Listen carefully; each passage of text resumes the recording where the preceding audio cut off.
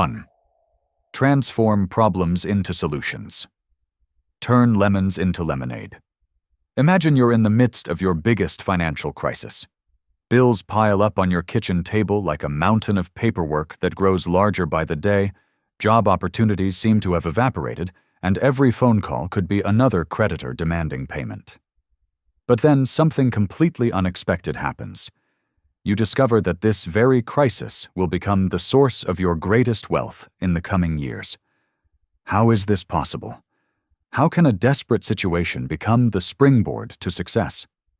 Solomon faced this very transformation early in his reign when two women came to his throne, each claiming to be the true mother of a baby. At first glance, this might seem like just another complicated family dispute in a troubled kingdom. But when you look deeper, you realize Solomon was faced with a dilemma that would completely define the fate of his reign. How to demonstrate genuine wisdom when the whole world is questioning whether a young king has the real capacity to lead? But here's where it gets absolutely fascinating. Solomon didn't try to evade this impossible problem or delegate it to more experienced advisors. Instead, he chose to transform this seemingly insoluble dilemma into a spectacular public demonstration of his unparalleled wisdom. His famous solution, proposing to split the baby in half, wasn't just about resolving a dispute between two desperate mothers. It was about definitively establishing his reputation as the wisest and most just leader in the known world. Consider for a moment how this principle applies directly to your life today.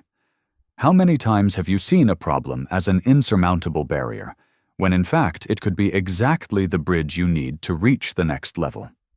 The entrepreneur who couldn't find the specific product they needed on the market and decided to create it themselves, transforming their personal frustration into $1 million business. The single mother who transformed her painful experience of raising children alone into a thriving consulting and coaching business for other mothers in the same situation. The debt-ridden college student who created an online course teaching exactly how to study and live well on an extremely limited budget. Now consider this carefully.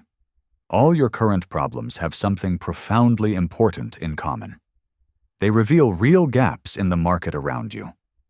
Where there is genuine frustration, there is always latent opportunity waiting to be discovered. Where there is persistent difficulty, there is unmet demand for effective solutions. Solomon intuitively understood that problems are nothing more than valuable solutions in disguise, patiently waiting for someone brave and creative enough to fully unpack them. But here's the real obstacle. The overwhelming majority of people face. They desperately want to run away from their problems rather than dive deeply into them to extract value. They interpret difficulties as clear signs that they're on the completely wrong path, when in fact, these difficulties may be clear signs that they're on the absolutely right path, but haven't yet adequately developed the mindset necessary to transform obstacles into opportunities.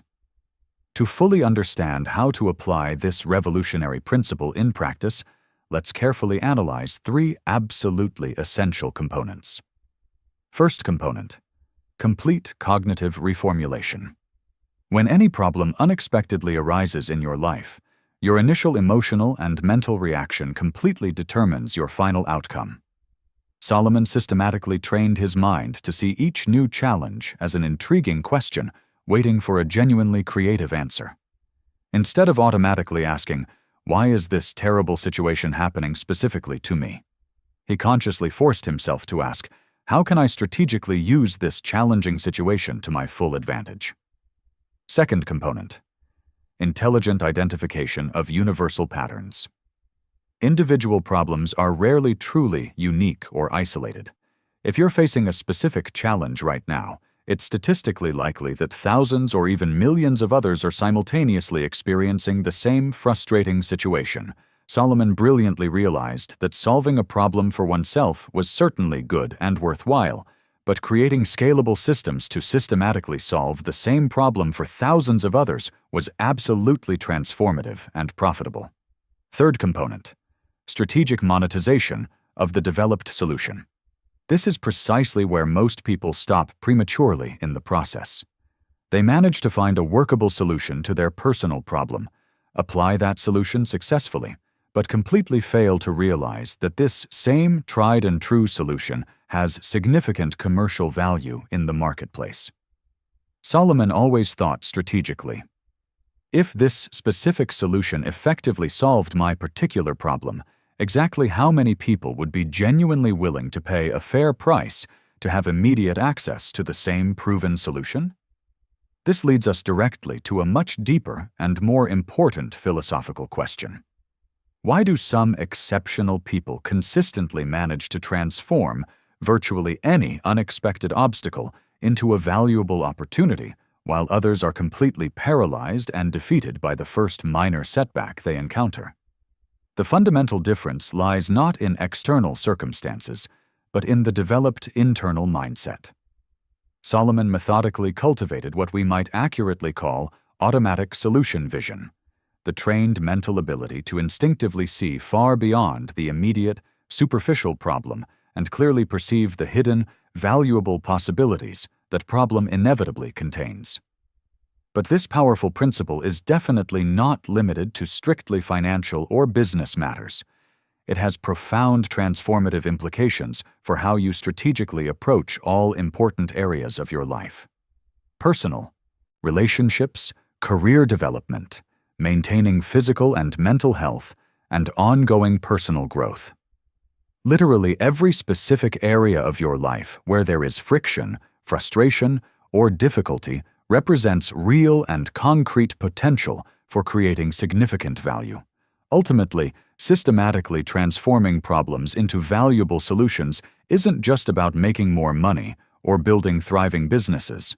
It's fundamentally about consciously developing the mindset that automatically sees genuine opportunities where other conventional people only see daunting impossibilities.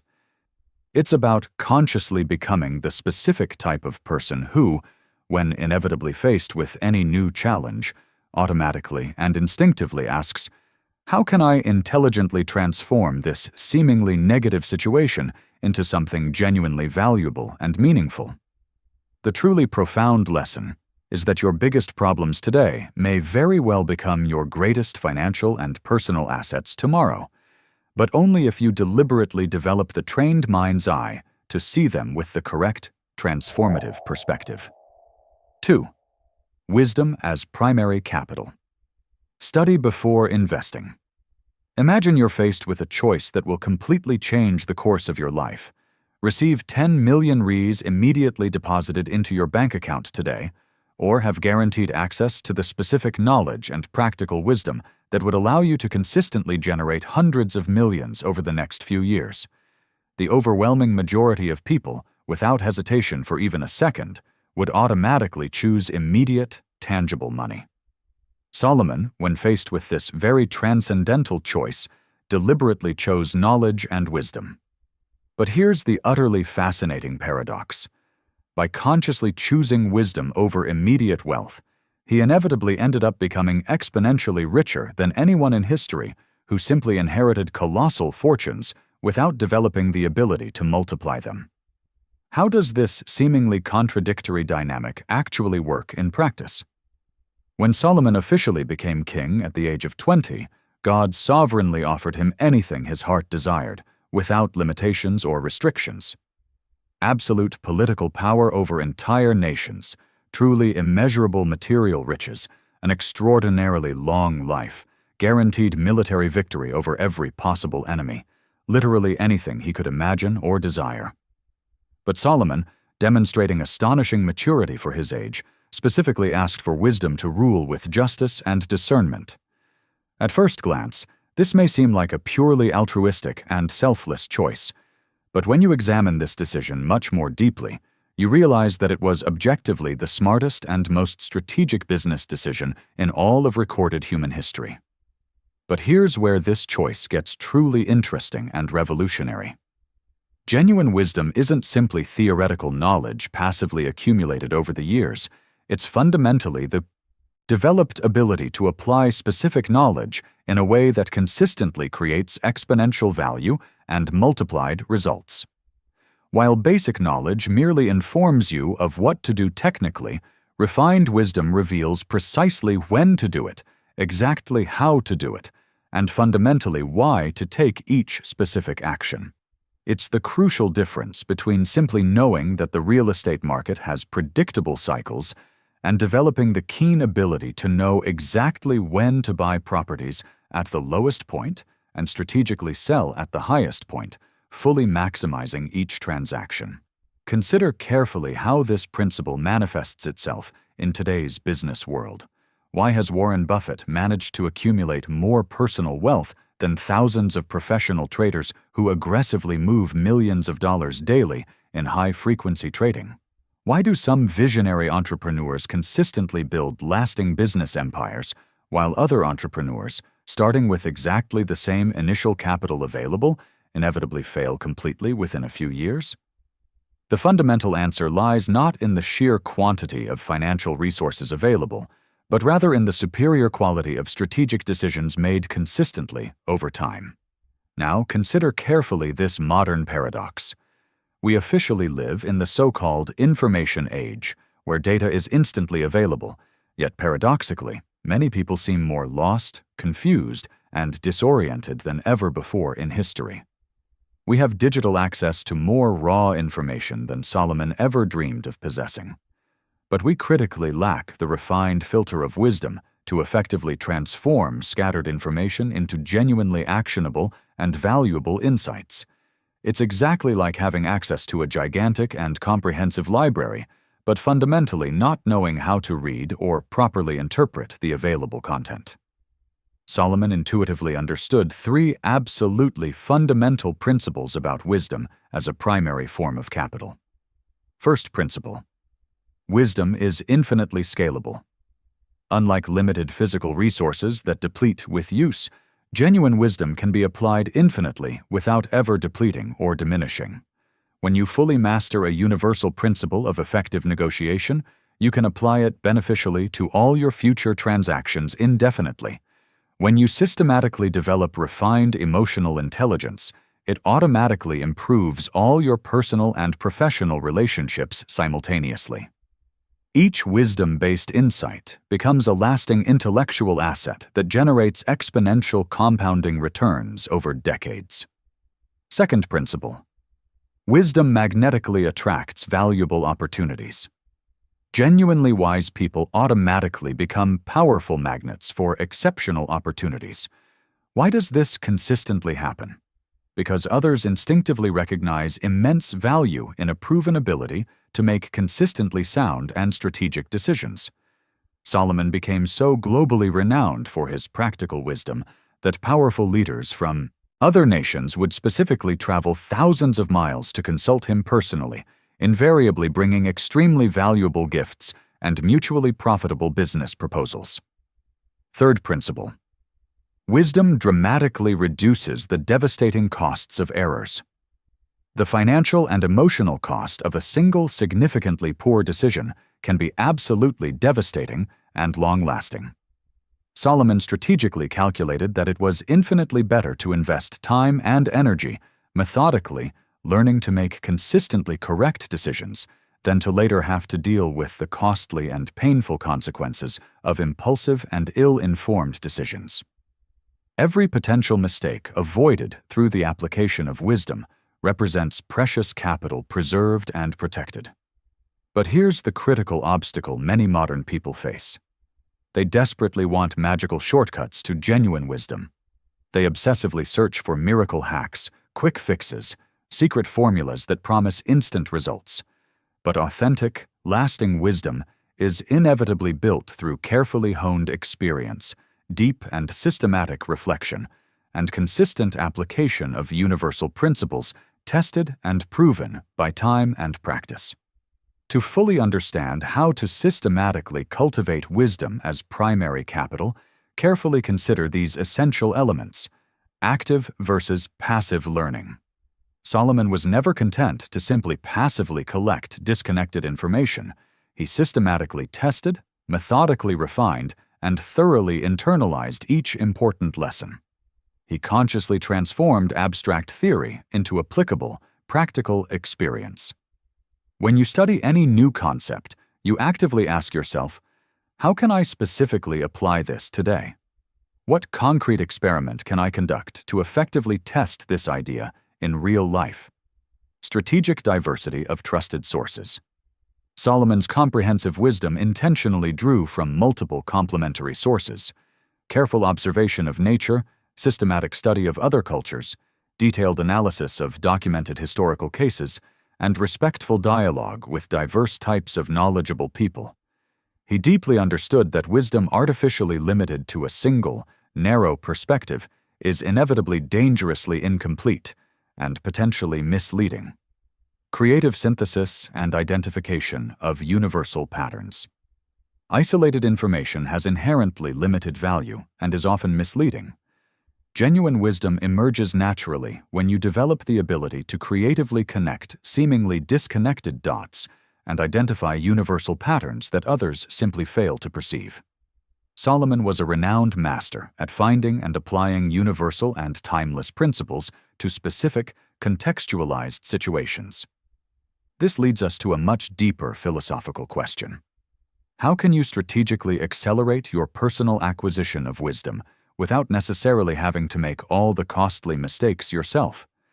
The proven answer lies in intensively and systematically studying the documented experiences of others, especially those who have already achieved specifically what you genuinely want to achieve in your own life. Ultimately, wisdom as primary capital isn't just about becoming more academically intelligent. It's fundamentally about consistently developing the refined judgment that allows you to strategically maximize the return on every important decision you make throughout your life. It's about becoming the kind of person whose ability to think clearly and decide wisely is objectively worth more than any individual bank account. 3. Strategic timing. Everything has its right time. Imagine you have the most revolutionary and innovative business idea in the world, the absolutely perfect product that solves a real problem, the most brilliant marketing strategy ever conceived. You courageously invest everything you've saved over the years, work tirelessly 16 hours a day for months, executing every detail with pinpoint precision and total dedication. But you fail completely and lose absolutely everything. Not for lack of technical competence, not for an inferior product, not for poor execution, but simply because you arrived at the historically wrong moment. How is it really possible that timing is objectively more important and decisive than natural talent, financial resources, or even heroic effort? Solomon discovered this fundamental principle when he was still a young, inexperienced king trying to establish his authority.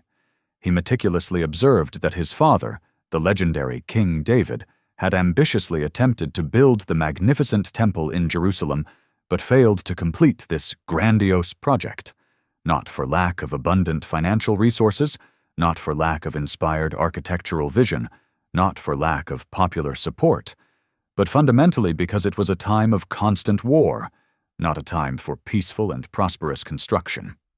Solomon waited strategically.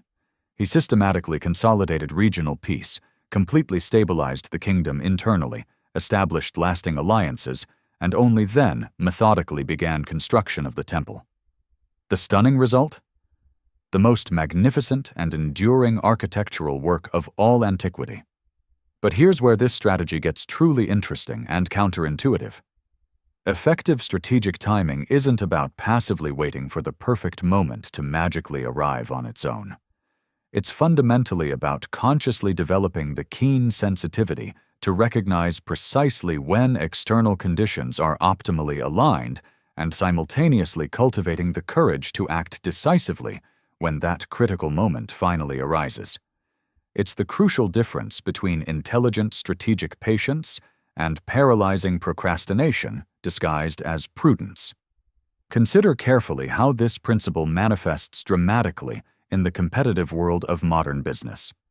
Why was Facebook able to outperform and completely destroy MySpace, which had first arrived on the market? Why was Netflix able to revolutionize and systematically eliminate all traditional video rental stores? Why do some specific startups become billion-dollar unicorns, while other entrepreneurs, with fundamentally similar ideas and comparable resources, simply fade into oblivion? The revealing answer often lies in the timing, not only when they initially decided to enter the market, but more importantly, when they made each critical strategic move within their business evolution.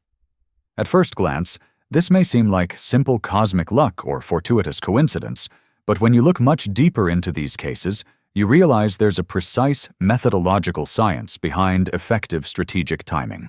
Solomon brilliantly identified that there are different distinct types of timing, and each specific category requires a completely different and personalized approach. Personal time. When you are genuinely ready internally. Solomon intuitively understood that he could not build something substantial and lasting externally that he had not first developed solidly internally.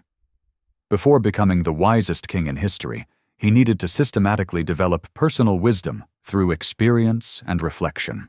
Before effectively leading thousands of others, he needed to learn to discipline himself. How many times have you seen people desperately trying to build million-dollar businesses when they had not yet adequately mastered their own basic personal finances? Time to market. When the world is properly prepared for your solution, even the most brilliant and revolutionary idea can fail miserably if the market isn't yet sufficiently educated and prepared to receive it properly.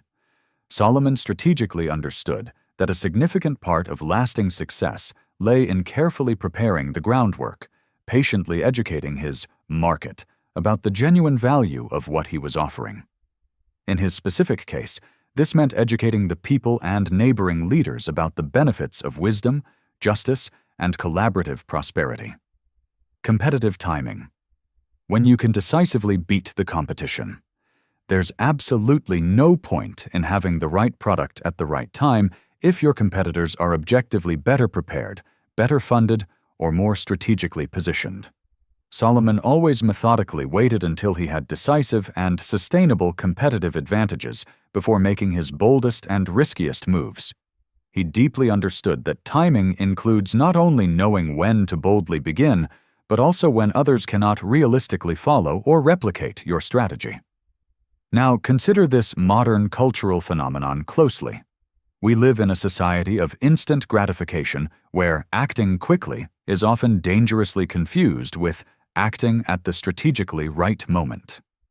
But speed without proper timing is just unnecessary haste, and haste rarely yields truly lasting and sustainable results. But here's the psychological obstacle many people face. They mistakenly confuse strategic timing with paralyzing indecision.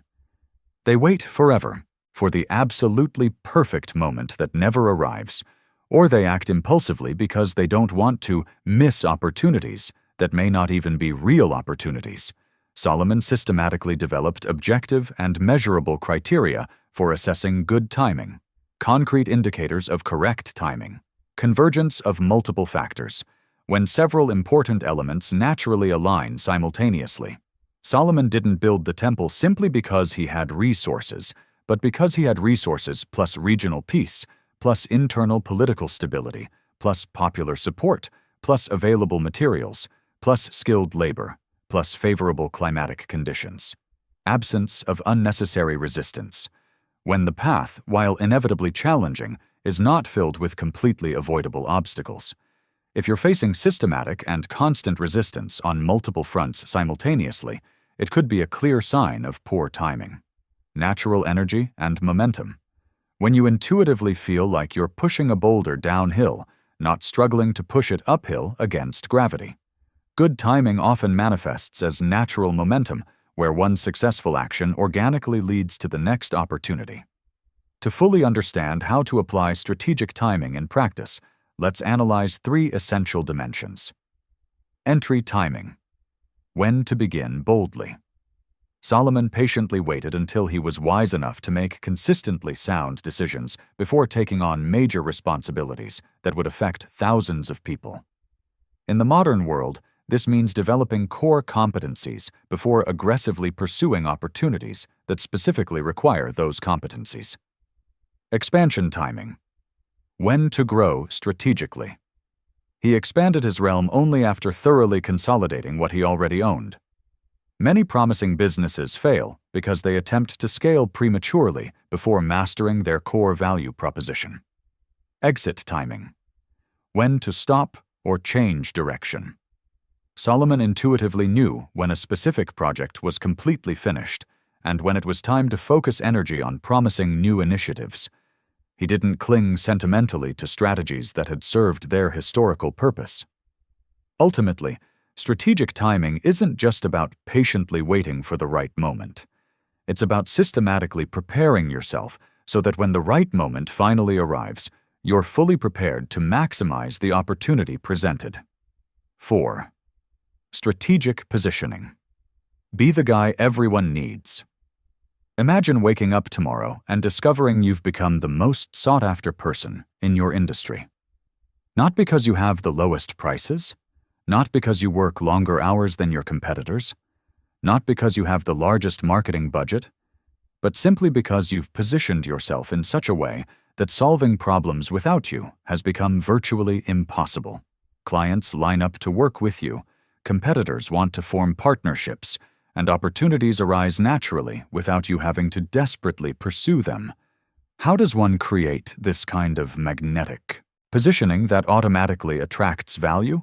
Solomon mastered this strategy when he decided not to compete directly with other kings for military strength or material wealth, but to position himself as something completely unique, the ultimate arbiter of wisdom in the ancient world. While other leaders fought for territory through costly and destructive wars, Solomon built his reputation as the go-to person for solutions to impossible problems. He didn't strive to be the most militarily powerful king. He became the most intellectually indispensable king. But here's where this strategy gets absolutely fascinating. Effective strategic positioning isn't about being best at everything, but about being irreplaceable at something specific and valuable. It's the fundamental difference between competing in the same game as everyone else and creating a completely new game where you set the rules. Solomon realized that while strength and wealth could be challenged and overcome, wisdom, properly applied, created voluntary and lasting dependence. Consider carefully how this principle operates in the contemporary marketplace. Why do some people charge 10 times more for the same service than other technically competent professionals? Why can certain companies maintain high profit margins while their competitors compete desperately on price? Why do some professionals never need to look for work because work always finds them? The answer lies in positioning. They've managed to occupy a unique mental space in the minds of their ideal clients. At first glance, this may seem like a matter of luck or favorable circumstances, but when you analyze success stories more deeply, you realize there's a precise methodology behind effective strategic positioning. Solomon identified that superior positioning requires 3 fundamental elements working in perfect harmony. First element, critical value gap identification. Solomon meticulously observed the landscape of leaders of his time and identified an unmet need. There was no one universally recognized as a reliable source of impartial and fair wisdom. Kings had territorial interests, priests had religious agendas, merchants had financial motivations. But there was no neutral and respected authority to resolve complex disputes that required superior judgment. Solomon strategically filled this void. Second element, development of genuine distinctive competence. It wasn't enough to simply declare himself wise. Solomon needed to develop and consistently demonstrate genuine, superior wisdom. He studied intensively, observed human patterns, tested principles in practice, and continually refined his ability to make decisions that benefited all parties involved. Positioning without real substance is just empty marketing that eventually collapses. Third element, communication and consistent demonstration of value. Solomon not only possessed wisdom, he demonstrated it publicly in ways that created memorable and relatable stories. The case of the 2 mothers fighting over the baby wasn't just a court decision. It was a display of marketing genius that established his reputation definitively. Each wise decision became a branding campaign that solidified his unique positioning. Now consider how you can apply these same principles to your current situation. Instead of asking, how can I compete better? Comma, ask, how can I position myself so that the competition becomes irrelevant? Instead of trying to be 10% better than your competitors, focus on being 100% different in something that truly matters to your target market. But here's the obstacle most people face. They want to position themselves as the best option in an already established category, when they should be creating a completely new category where they are automatically the only option. Solomon didn't try to be the best king. He created the wise king category where he was unique and uncontested. Practical strategies for superior positioning, extreme specialization in specific problem. Instead of trying to solve every problem for every person, identify a specific, valuable problem that you can solve better than anyone else in the market. Solomon specialized in impossible decisions, situations where conventional wisdom completely failed, creation of own and recognizable methodology. Develop a unique and systematic approach to solving your chosen problem. Solomon didn't just make wise decisions. He had a distinctive method that combined human observation, universal principles, and creative solutions that others couldn't replicate. Building memorable case studies. Every success should become a story your customers can tell to others. Solomon turned every important decision into a narrative that was naturally repeated and amplified, building his reputation exponentially through qualified word of mouth. Establishment of exclusive work criteria. Well-positioned people can choose who they work with and under what conditions. Solomon established that only truly complex and important issues merited his personal attention, which paradoxically increased his perception of value and exclusivity. To fully understand how to apply strategic positioning, consider these fundamental questions. What kind of problem do you solve so well that people feel lost trying to solve it without you? What unique methodology have you developed that consistently produces superior results? What success stories do your clients tell about you that make others want to work with you immediately? Positioning versus traditional competition. Traditional competition asks, how can I do the same thing better? Strategic positioning asks, how can I do something completely different that is more valuable? Solomon didn't try to be a better military king. He became something no other king was, a trusted source of universal wisdom. Sustainability of positioning. Genuine positioning isn't just about perception, it's about proven reality. Solomon maintained his position not through propaganda, but through consistently superior results that validated his reputation. Each new wise decision strengthened his positioning rather than merely maintaining it. This leads us to a deeper reflection. Is your current positioning based on competing in other people's games or creating your own? Are you trying to be a better version of what already exists, or are you creating something genuinely new and valuable? Ultimately, effective strategic positioning isn't about convincing people that you're the best choice among many similar options. It's about becoming the only logical choice for a specific, important problem that you solve uniquely and consistently. The real lesson is that when you position yourself correctly, you no longer need to desperately chase opportunities. Opportunities begin to chase you naturally because you have made yourself indispensable to solving something that really matters. 5. Growth mindset for funds. Scarcity. Think about expanding, not competing.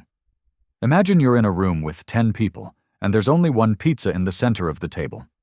Most people immediately think, how can I ensure I get the biggest slice possible before we run out? But then a different person enters the room, looks at the situation and thinks, how can we order more pizzas so everyone is satisfied and still have some left over? This seemingly simple difference in perspective separates people who struggle with limited resources from those who create abundance, where others see scarcity. How can this shift in mindset completely transform your financial and personal reality? Solomon demonstrated this revolutionary mindset when he took over a kingdom surrounded by enemies and threats on all sides. The traditional approach would be to fortify borders, build larger armies, and prepare for inevitable battles for survival. But Solomon thought completely differently. Instead of competing for existing resources through costly conflicts, he decided to expand the very concept of wealth and prosperity. He created commercial alliances, established trade routes, developed technologies, and turned potential enemies into profitable partners. But here's where this transformation becomes truly revolutionary. Growth mindset isn't just naive optimism or superficial wishful thinking. It's a fundamental understanding that resources, opportunities, and value can be created, expanded, and multiplied through strategic thinking and collaborative action. While scarcity mindset views the world as a zero-sum game where your gain necessarily means my loss, growth mindset sees infinite possibilities for creating value that benefits all parties simultaneously. Consider carefully how this difference manifests itself in the modern business world. Why do some companies spend fortunes on destructive price wars while others create entirely new product categories? Why do some professionals spend entire careers trying to steal customers from competitors while others expand entire markets? Why do some people see the success of others as a threat while others see it as inspiration and an opportunity for collaboration? The fundamental difference lies in the lens through which they interpret reality. At first glance, it may seem that resources are naturally limited and competition inevitable. But when you look deeper into historical examples, you realize that the greatest fortunes were built by people who expanded markets rather than simply conquering existing market shares. Solomon didn't get rich by taking gold from other kings. He got rich by creating systems that generated wealth where none existed before. Now consider this fascinating psychological phenomenon. People with a scarcity mindset often create their own scarcity through their actions. They hoard resources, avoid sharing knowledge, resist collaboration, and inadvertently limit their own opportunities for growth. It's a self-fulfilling prophecy, where believing in limitation creates actual limitation. The two mentalities in direct contrast. Scarcity mentality. The world of limitations. People with this mindset see opportunities as finite and contested. They believe there is a fixed amount of success, money, love, and recognition available in the world, and that achieving more for themselves automatically means there is less left for others. This perspective breeds defensive behavior, destructive competition, excessive secrecy, and a natural resistance to genuine collaboration. Growth mindset. The world of possibilities. People with this mindset see opportunities as infinite and expandable. They understand that success, wealth, happiness, and achievement can be created, multiplied, and shared without diminishing what is available to others. This perspective fosters collaborative behavior, constant innovation, strategic generosity, and an active pursuit of mutually beneficial partnerships. Solomon exemplified growth mindset when he faced the famous visit of the Queen of Sheba. Rather than seeing her arrival as a threat to his position or a competition for resources, he welcomed her generously, shared knowledge freely, and established a lasting trade relationship that benefited both kingdoms exponentially.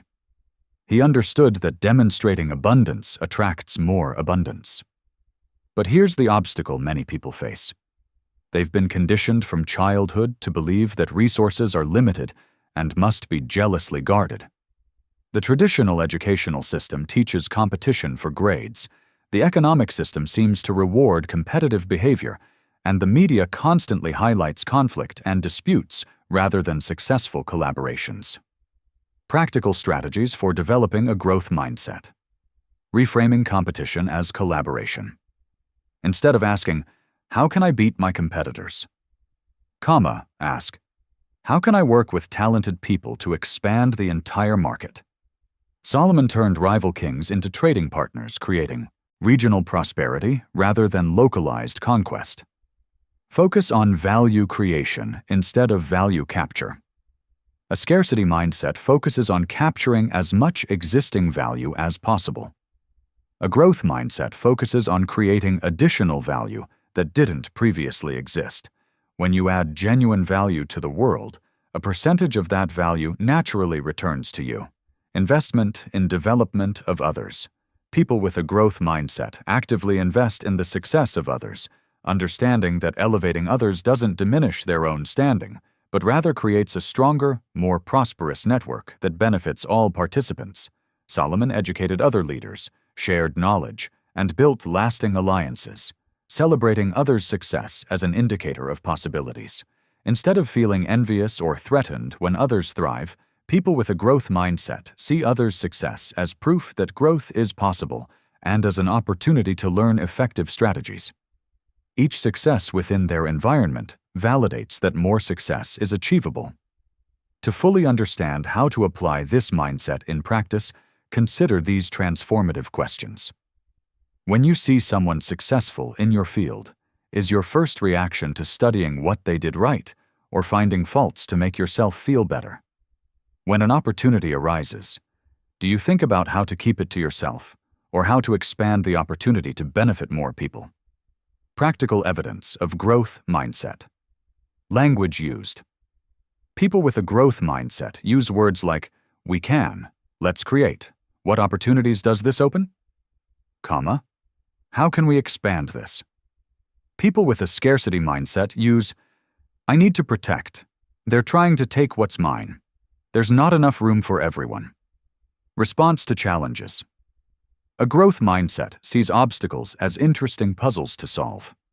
A scarcity mindset sees obstacles as proof that opportunities are rare and should be avoided. Approach to relationships. A growth mindset builds networks through mutual value. A scarcity mindset seeks to extract value unilaterally and views relationships as transactions where someone always loses. This leads us to a deeper reflection. Is your current mindset expanding or contracting your possibilities? Are you creating abundance through your actions or perpetuating scarcity through your fears? The mathematics of abundance. Solomon discovered that when you multiply value for others, the return is exponential, not linear. Investing in 10 prosperous partners generates more returns than trying to control 100 limited partners. Genuine abundance works like compound interest. It grows exponentially over time when nurtured properly. Ultimately, growth mindset versus scarcity isn't just about individual perspective. It's about the kind of reality you're actively creating around you. Every abundance-based decision contributes to a more prosperous world, while every scarcity-based decision perpetuates unnecessary limitations. The real lesson is that you don't have to choose between your success and the success of others. You can consciously create conditions where everyone thrives simultaneously, and in the process, your own prosperity naturally multiplies. 6. Investing in the crisis. Buy when everyone is selling. Imagine you're watching everything around you seemingly collapse. The market plummets, businesses close, people lose their jobs en masse, and panic spreads like a contagious virus throughout society. As the masses desperately rush to protect what little they still have, you make a decision that seems completely insane to everyone. You decide to invest aggressively at this very moment of total chaos. 5 years later, you've become one of the richest people of your generation. How could this seemingly suicidal strategy be the key to extraordinary wealth? Solomon discovered this counterintuitive principle during one of the worst droughts in Middle Eastern history. While neighboring kingdoms were depleting their reserves trying to survive the crisis, and other leaders were implementing severe austerity measures, Solomon did something his advisors considered utter madness. He invested massively in irrigation infrastructure, grain storage systems, and advanced agricultural technologies. When the drought finally ended, his kingdom had not only survived but was more prosperous than before the crisis, with a productive capacity far exceeding that of all its neighbors. But here's where this strategy gets absolutely fascinating. Crisis investing isn't about foolish courage or blindly betting against obvious odds. It's about developing the ability to see structural opportunities that arise specifically during periods of turbulence, when prices are artificially depressed and competitors are paralyzed by fear. It's the fundamental difference between reacting emotionally to temporary circumstances and acting strategically based on long-term fundamentals. Consider carefully how this pattern consistently repeats itself throughout modern economic history. Why does Warren Buffett aggressively buy stocks during market crashes? Why do some real estate investors make their biggest fortunes during recessions? Why do certain companies emerge specifically during economic crises and become market leaders? The answer lies in understanding that crises create temporary distortions between real value and market price. At first glance, this may seem to contradict all basic human instincts of self-preservation and security. But when you look deeper into historical data, you realize that the greatest transfers of wealth in history have occurred during periods of crisis, from panic sellers to strategic buyers. Solomon understood that crises are essentially redistributions of resources from those who react emotionally to those who think rationally. Now consider this fundamental psychological reality. During crises, most people operate in survival mode, focusing exclusively on protecting what they have, rather than identifying opportunities for growth. This collective self-preservation mindset creates precisely the conditions that make contrarian investing extremely profitable for those brave enough to act. The 3 pillars of crisis investment. First pillar, distinction between temporary and permanent problems. Solomon systematically developed the ability to distinguish between crises that represented temporary shifts in market conditions and those that signaled permanent transformations in economic structure. Occasional droughts were temporary. Permanent climate change would require entirely different strategies. This distinction determined whether he invested contrarianly or fundamentally adapted. Second pillar, maintaining strategic reserves during prosperity. The ability to invest during crises depends directly on financial discipline during prosperous periods. Solomon systematically accumulated resources during good times, specifically to be able to act when exceptional opportunities arose during difficult times. He understood that true wealth comes from buying low and selling high, which requires capital available at the right times. Third pillar, fundamental analysis versus sentimental analysis. During crises, markets are dominated by emotions, fear, panic, despair, that often disconnect prices from fundamental values. Solomon based decisions on an objective analysis of fundamental factors. The population still needs to eat, people still need shelter, and commerce will eventually resume. Depressed prices during crises often represent opportunities to buy real value at a substantial discount. But here's the psychological obstacle most people face. They confuse prudence with paralysis. They believe that being conservative means avoiding all risk, when in fact, smart conservatism means taking calculated risks when the odds are extremely favorable. Practical strategies for counter-cyclical investing. Identifying fundamentally sound assets with temporarily depressed prices. During crises, markets often indiscriminately punish both weak and strong companies. Solomon specifically looked for opportunities where companies with excellent fundamentals were being sold at prices that did not reflect their long-term intrinsic value. Smart diversification. Across different asset classes. He didn't put all his resources into a single bet, even during crises. He diversified investments across different sectors, geographies, and asset types, maximizing the likelihood of capturing opportunities while minimizing the risk of excessive concentration. Staggered timing instead of perfect timing. Solomon didn't try to pinpoint the exact bottom of the market, an impossible task. Instead, he invested gradually during downturns, taking advantage of low prices over months or years, rather than trying to time it perfectly. Focus on basic and permanent human needs.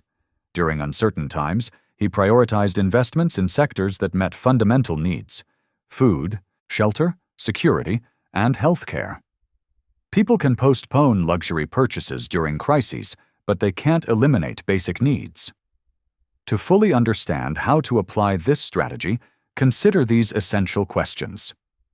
What kind of reserves do you maintain specifically for extraordinary opportunities? How do you distinguish between temporary declines and permanent changes in your industry? What objective criteria do you use to evaluate opportunities when emotions are dominating the market? Crowd psychology versus independent thought. Solomon observed that crowds operate on collective emotion, not individual rational analysis. During crises, this dynamic intensifies dramatically. People sell not because fundamentals have changed, but because other people are selling. This herd mentality creates exceptional opportunities for independent thinkers. Advanced preparation for crisis opportunities. Effective investment during crises requires preparation long before the crisis arises. Solomon developed systems, relationships, and resources during stable periods specifically to be able to act quickly when opportunities arose during instability. Calculated courage versus recklessness. There is a crucial difference between courage based on careful analysis and recklessness based on blind optimism. Solomon didn't invest during crises because he believed everything would be fine. He invested because he had analyzed fundamentals and identified specific favorable probabilities. This leads us to a deeper reflection. Are you prepared financially and psychologically to recognize and seize opportunities that arise during turbulence? Or do you operate exclusively in reactive mode, making decisions based on emotions of the moment? The real security paradox. Solomon discovered that true financial security comes not from avoiding all risk, but from developing the ability to identify and take advantage of risks that offer asymmetric returns, situations where potential gains substantially exceed potential losses. Ultimately, investing in a crisis isn't about being reckless or ignoring real risks. It's about developing the discipline to maintain resources during prosperity and the courage to implement counterintuitive strategies when exceptional opportunities present themselves during turbulence. The real lesson is that greater opportunities for wealth creation arise specifically when others are focused solely on protection, but only for those who have prepared adequately and maintain the ability to think clearly when emotions dominate the environment. 7. Reputation as an intangible asset. Your name is your greatest asset. Imagine waking up tomorrow and discovering you've lost absolutely everything. Your house has been foreclosed on, your bank accounts have been wiped out, your investments have evaporated, and you're literally penniless. But there's one thing that remains untouched and that no one can take from you. Your impeccable reputation, built over decades. Within 6 months, you've not only recovered everything you lost, but also multiplied your wealth several times over, simply because people trusted your name. How is it possible that something as intangible as reputation can be more valuable than all physical assets combined? Solomon experienced precisely this power when he faced an attempted political coup organized by his half-brothers. They controlled part of the army, had the support of influential factions, and seemed to have a clear military advantage. But Solomon possessed something they could not take by force, a solid reputation for wisdom, justice, and integrity, meticulously built since the beginning of his reign. When the crisis erupted, leaders of other nations, prosperous merchants, and even soldiers from his own kingdom chose to support Solomon not out of fear, but out of absolute trust in his character.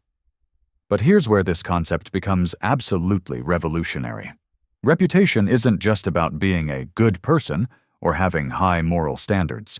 It's a measurable economic asset that generates compound returns over time, reduces transaction costs, accelerates negotiations, and creates opportunities that simply don't exist for people without established credibility. It's the fundamental difference between having to prove your worth with every new interaction and having your worth automatically recognized before you even open your mouth. Consider carefully how this principle operates in the contemporary business world. Why do some people get financing with just a handshake, while others require extensive guarantees and exhaustive documentation? Why do certain professionals charge premium rates without resistance, while others must compete on price? Why do some companies have lines of customers waiting while others fight desperately for every sale? The answer often lies in the quality of the reputation they have systematically built over the years. At first glance, this may seem subjective or dependent on factors beyond your control, but when you analyze success stories more deeply, you realize that a superior reputation is built through consistent actions, repeated ethical decisions, and systematically delivering results that exceed expectations. Solomon didn't wake up one day with a magically established reputation. He consciously built it through every decision, every interaction, every promise kept. Now consider this fundamental economic reality. In saturated and commoditized markets, reputation often becomes the only sustainable differentiator. Products can be copied, prices can be matched, strategies can be replicated, but authentic reputation cannot be faked or instantly bought. The 4 pillars of building a solid reputation. First pillar, absolute consistency between promises and deliveries. Solomon set a rigorous standard. He never promised anything he couldn't deliver, and always delivered more than he promised. This simple formula, applied consistently for years, created a reputation for reliability that became legendary. People knew that deals with Solomon were guaranteed, eliminating uncertainty and monitoring costs. Second pillar, proactive transparency in communication. He didn't wait for problems or misunderstandings to arise before communicating clearly. He anticipated questions, clarified expectations up front, and kept stakeholders informed of progress and challenges. Proactive transparency built trust even when results were less than ideal. Third pillar, long-term investment in genuine relationships. Solomon understood that reputation is not built through isolated transactions, but through lasting relationships where both parties prosper over time. He invested in the success of partners, clients, and employees, knowing that his success would eventually return, multiplied. Fourth pillar, exemplary recovery from inevitable errors. When mistakes happened, and they did, Solomon used them as opportunities to demonstrate superior character. He took responsibility quickly, implemented generous corrections, and created systems to prevent recurrence. Paradoxically, his handling of problems often strengthened his reputation more than routine successes. But here's the obstacle many people face. They want to build reputation quickly through clever marketing or skillful public relations, when in fact, authentic reputation can only be built through consistent actions demonstrated over extended periods. Practical strategies for systematic reputation building. Documentation and sharing of success stories. Solomon didn't assume that good deeds spoke for themselves. He systematically documented positive results, collected testimonials, and created narratives that could be shared by others. Reputation requires visibility to generate economic impact. Strategic association with respected people and organizations. He consciously sought partnerships and collaborations with individuals who already had solid reputations, understanding that credibility can be transferred through smart partnerships, but he always ensured that he contributed genuine value to these partnerships. Investment in demonstrable technical competence. A reputation based solely on likability or networking is fragile. Solomon continually developed and demonstrated genuine technical competence, ensuring that his reputation was based on his ability to consistently deliver superior results. Creation of systems for collecting and managing feedback. He established formal mechanisms to receive stakeholder feedback, identify blind spots, and adjust behaviors before reputational problems developed. Active reputation management was an integral part of his long-term strategy. To fully understand how to apply this concept, consider these fundamental questions. What promises have you made recently, and how high quality are your deliverables? What systems do you have in place to monitor how others perceive your work? How are you actively investing in building your professional reputation? Reputation as a sustainable competitive advantage. Reduced customer acquisition costs.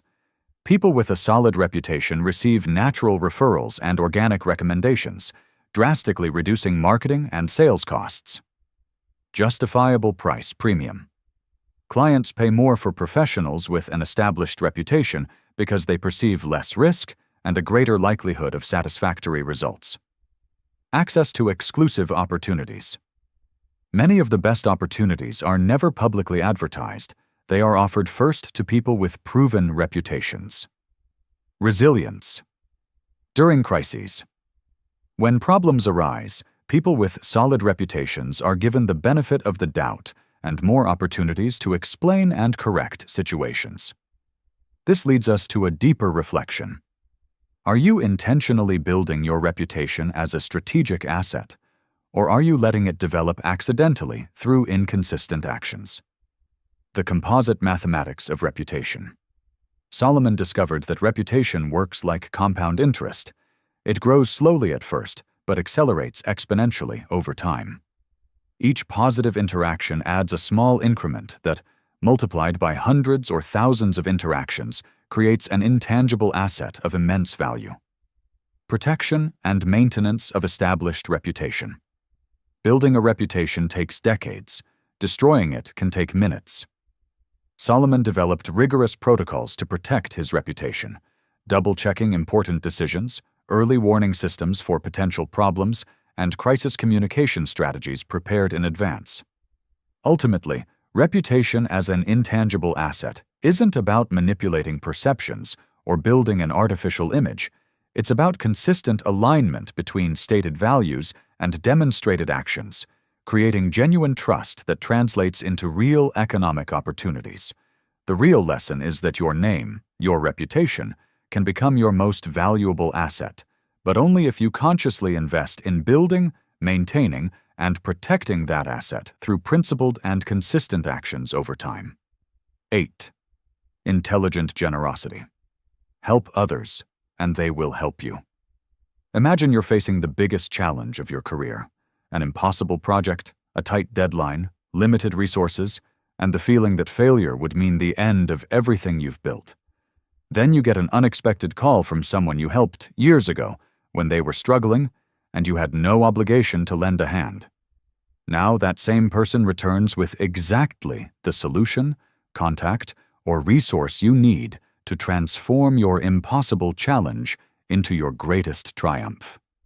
How does this mysterious dynamic work, where genuine generosity seems to create an invisible force that eventually returns multiplied when you need it most? Solomon discovered this principle when he decided to help rebuild a small neighboring town that had been devastated by an earthquake. His advisors questioned the decision, arguing that resources should be used to strengthen the kingdom itself rather than aid outsiders. But Solomon sent architects, building materials, and skilled workers without expecting anything in return.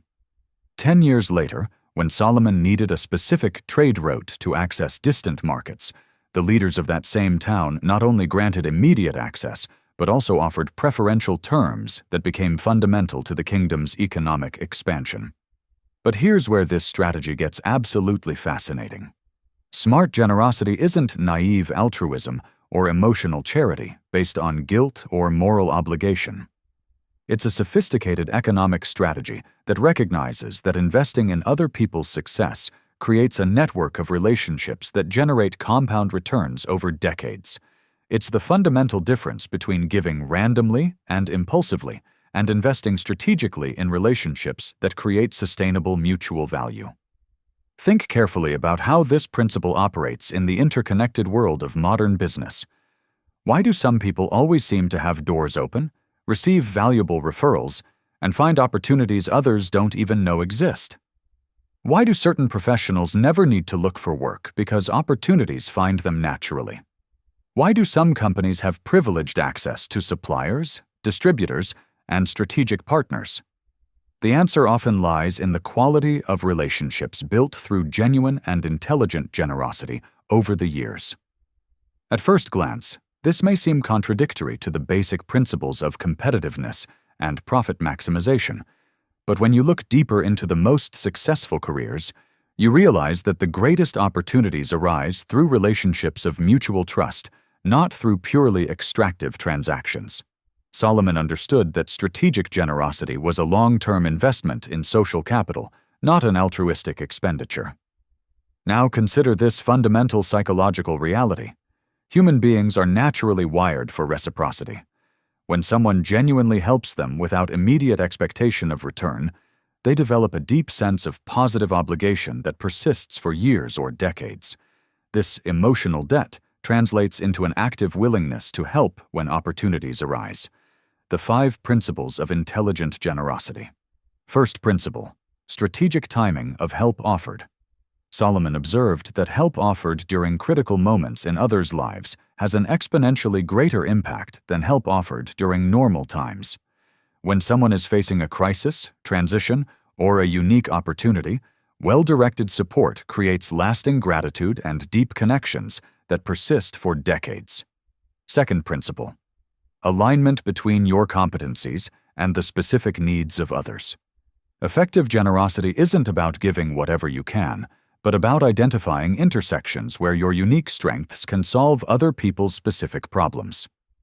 Solomon offered wisdom for difficult decisions, resources for important projects, and connections for growth opportunities, always focusing on where he could add maximum value. Third principle: preferential investment in people with growth potential. He prioritized helping people who demonstrated ambition, integrity, and execution, recognizing that these characteristics indicated a higher likelihood of future success. Generosity directed toward people who would eventually hold positions of influence created strategically valuable relationships. Fourth principle: absence of immediate or specific expectations. Paradoxically, the most effective generosity comes without strings attached or explicit expectations of reciprocity. Solomon genuinely helped without timelines or specific demands, understanding that this approach created a stronger and more lasting obligation than explicit transactions. Fifth principle: discreet documentation and communication of generous acts. While generosity should be genuine, it shouldn't be completely invisible. Solomon ensured his generous actions were known to relevant circles without appearing self-promotional, building a reputation as someone invested in the success of others. But here's the obstacle many people face. They confuse intelligent generosity with calculated manipulation, or alternatively, they practice generosity so haphazardly that it doesn't build lasting strategic relationships. Practical strategies for implementing smart generosity. Systematic identification of opportunities to add value.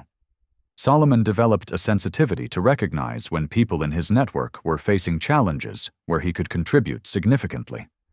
This required actively paying attention to conversations, observing patterns, and understanding the specific needs of different people. Creating systems to connect mutually beneficial people. One of the most powerful forms of generosity is facilitating connections between people who can benefit each other. Solomon kept a mental map of the skills, needs, and goals of people in his network, creating value through strategic introductions. Sharing knowledge and valuable insights, he generously shared information, trends, opportunities, and insights that could benefit others, understanding that shared knowledge multiplies rather than diminishes. Offer of mentoring and strategic guidance. Solomon invested personal time mentoring people with potential, sharing experiences, and offering perspectives that accelerated the professional development of others. Support during transitions and personal crises. Times of change, promotions, career changes, family challenges, unique opportunities are when generosity has the greatest emotional impact and creates stronger bonds. To fully understand how to apply this concept, consider these essential questions. Who in your network is facing challenges where you could contribute significantly? What knowledge or connections do you have that could accelerate others' success? How can you systematize your generosity without making it calculated or superficial? Generosity versus exploitation. Navigating the balance. Solomon learned to distinguish between people who value and reciprocate generosity and those who simply extract value without reciprocity. Intelligent generosity includes the ability to identify and gradually reduce investment in one-sided relationships. Building a mutual reciprocity network. The ultimate goal isn't to create people who owe favors, but to build a network where everyone is actively invested in each other's success. This dynamic creates an ecosystem where opportunities, resources, and support flow naturally among participants. Constructed network activation timing. Solomon rarely called in favors directly. Instead, when faced with challenges, he simply communicated his needs to his network, allowing people who had benefited to volunteer their help. This leads us to a deeper reflection. Are you building relationships based on mutual value or focusing solely on extracting immediate benefits? Does your network see you as someone who adds value or someone who simply requests favors? The physics of generosity. Law of amplified reciprocity. Solomon discovered that well-directed generosity doesn't return in the same proportion. It returns multiplied. A small donation at the right time can generate massive returns years later, while large, poorly directed investments may yield no return at all. Ultimately, smart generosity isn't about being nice or politically correct. It's about recognizing that in an interconnected world, your long-term success is intrinsically linked to the success of those around you, and investing strategically in that reality. The real lesson is that helping others genuinely and intelligently isn't a cost or a sacrifice.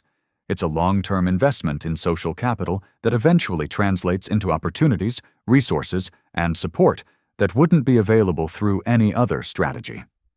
9. Systems that work alone. Create a machine that works for you. Imagine waking up on a Monday and deciding not to work for an entire month. You turn off your cell phone, avoid emails, don't answer calls, and simply disappear from the business world. But when you return after 30 days, you discover that your business not only continued to operate perfectly, but actually grew and generated more profit during your absence than in the previous months when you were working intensely every day. How is it possible to create something that operates better without your constant presence than with your daily supervision? Solomon faced this very need when he realized he was being overwhelmed by the kingdom's administrative demands. Hundreds of minor decisions landed on his desk daily: trade disputes, territorial issues, infrastructure problems, interpersonal conflicts, and he was spending all his time resolving routine issues instead of focusing on long-term strategy and the kingdom's development. The solution he implemented completely changed the nature of his work. He created automated decision-making systems that operated based on clear principles, not on his physical presence. But here's where this transformation becomes absolutely revolutionary. Creating systems that run themselves isn't about technological automation or eliminating the human element. It's fundamentally about encoding intelligence, experience, and good judgment into replicable processes that can operate consistently even when you're not present. It's the crucial difference between being indispensable to every operation and being strategic to overall direction. Consider carefully how this concept manifests itself in the modern business world. Why do some entrepreneurs manage to sell their companies for astronomical sums, while others find their businesses worth next to nothing without their personal presence? Why can certain franchises be successfully operated by people with no prior industry experience? Why do some organizations maintain quality and culture even when founders step aside?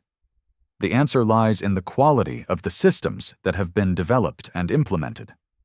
At first glance, this may seem impossible for businesses that rely on specialized expertise or personal relationships, but when you look deeper into truly scalable companies, you realize they've all found ways to transform individual knowledge into systematic processes that can be executed by different people with consistent results.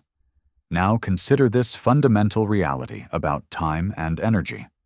You only have 24 hours a day and a finite amount of mental energy. If every outcome depends on your personal attention, you've reached a growth ceiling that can never be surpassed. Well-designed systems multiply your impact without multiplying your time investment. The 4 components of effective autonomous systems. First component: clear documentation of critical processes. Solomon systematically documented not only what should be done in different situations, but also how to think about those situations. He created decision trees that allowed others to reach similar conclusions to his own, based on the same principles and considerations he personally used. Second component: systematic training of key personnel. Systems depend on people to operate them, and people need to develop specific skills to execute processes correctly. Solomon invested significant time training regional leaders, judges, and administrators, transferring not only procedures but also a deep understanding of the underlying principles. Third component, automated quality control mechanisms. He established measurable indicators that allowed him to monitor system performance without direct supervision. Regular reporting, structured audits, and feedback from end beneficiaries created information loops that identified problems before they became critical. Fourth component, escalation protocols for exceptional situations. Solomon recognized that no system can anticipate every possible scenario. He created clear protocols to identify situations outside normal parameters and requiring special attention, ensuring that complex cases reached the right people at the right time. But here's the obstacle most people face. They try to create systems after they're already overwhelmed, when in fact effective systems should be developed during periods of stability, tested on a small scale, and refined before being implemented widely. Practical strategies for developing autonomous systems, identification and mapping of repetitive processes.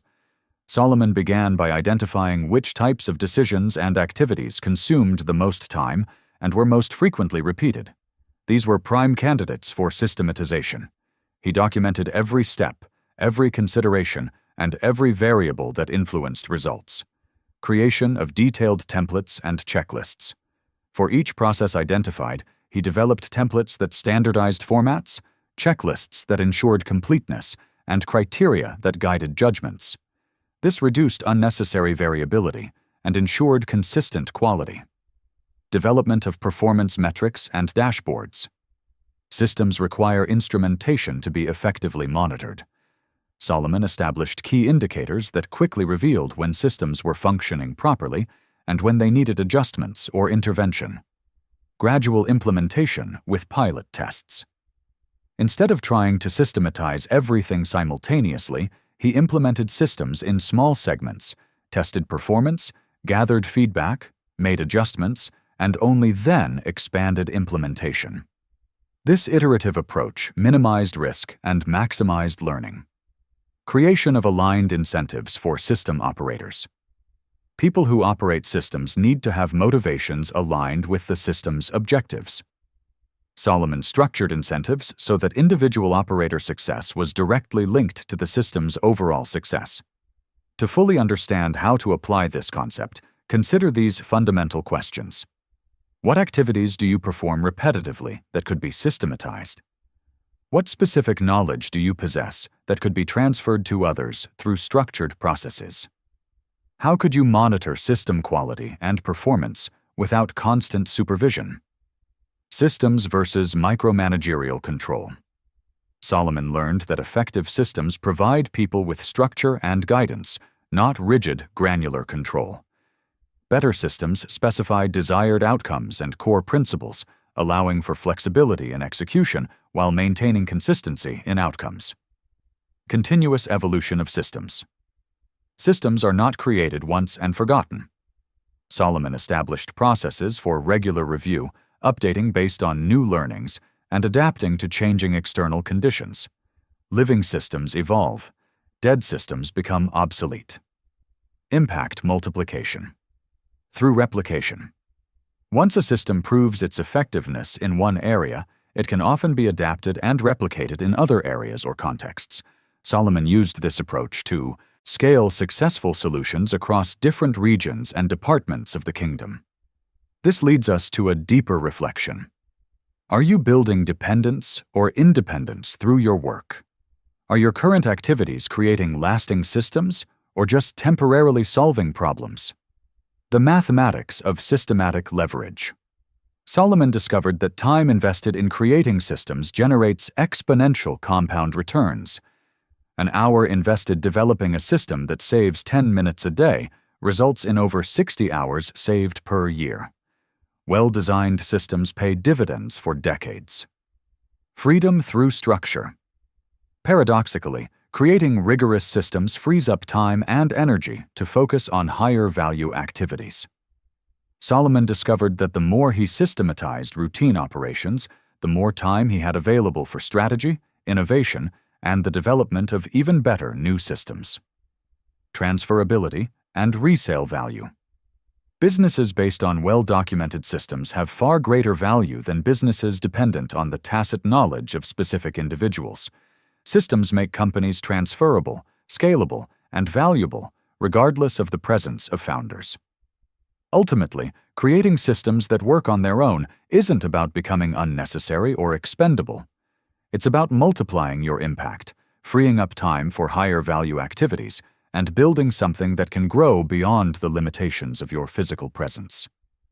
The real lesson is that the greatest leaders are not those who personally do everything with excellence, but those who create systems that enable many people to do many things with excellence, even when the leader is not present to guide each individual decision. 10. Greater purpose. Money is a means, not an end. Imagine you've just achieved every financial goal you've ever dreamed of.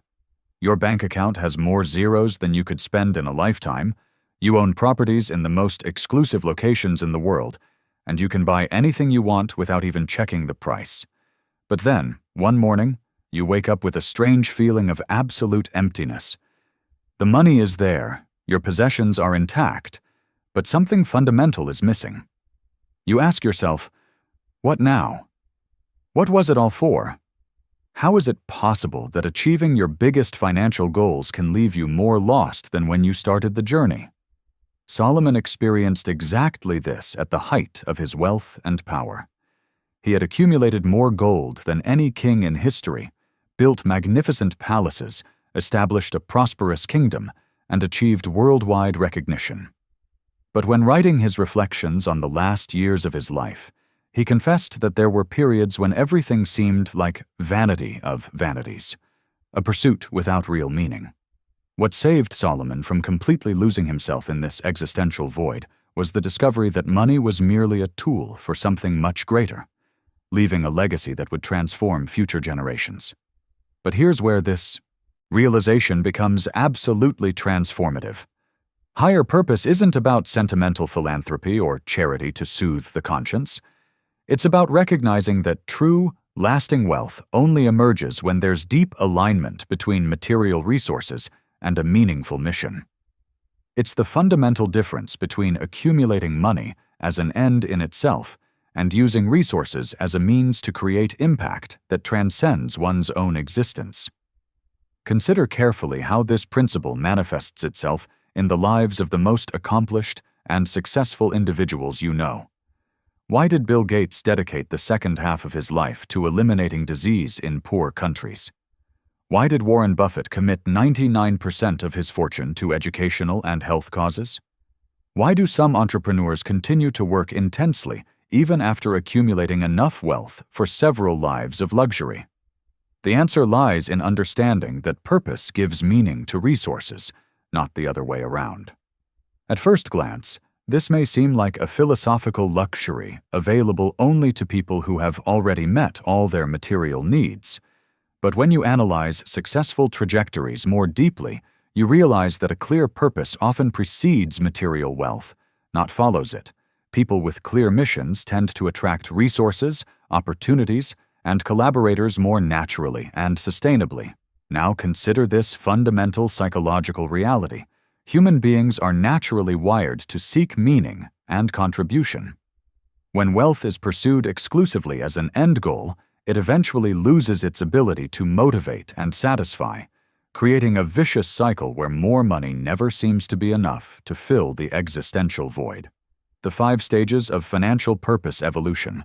First stage, survival and basic safety. Solomon recognized that people in real need must first establish basic financial stability. At this stage, focusing on money is appropriate and necessary.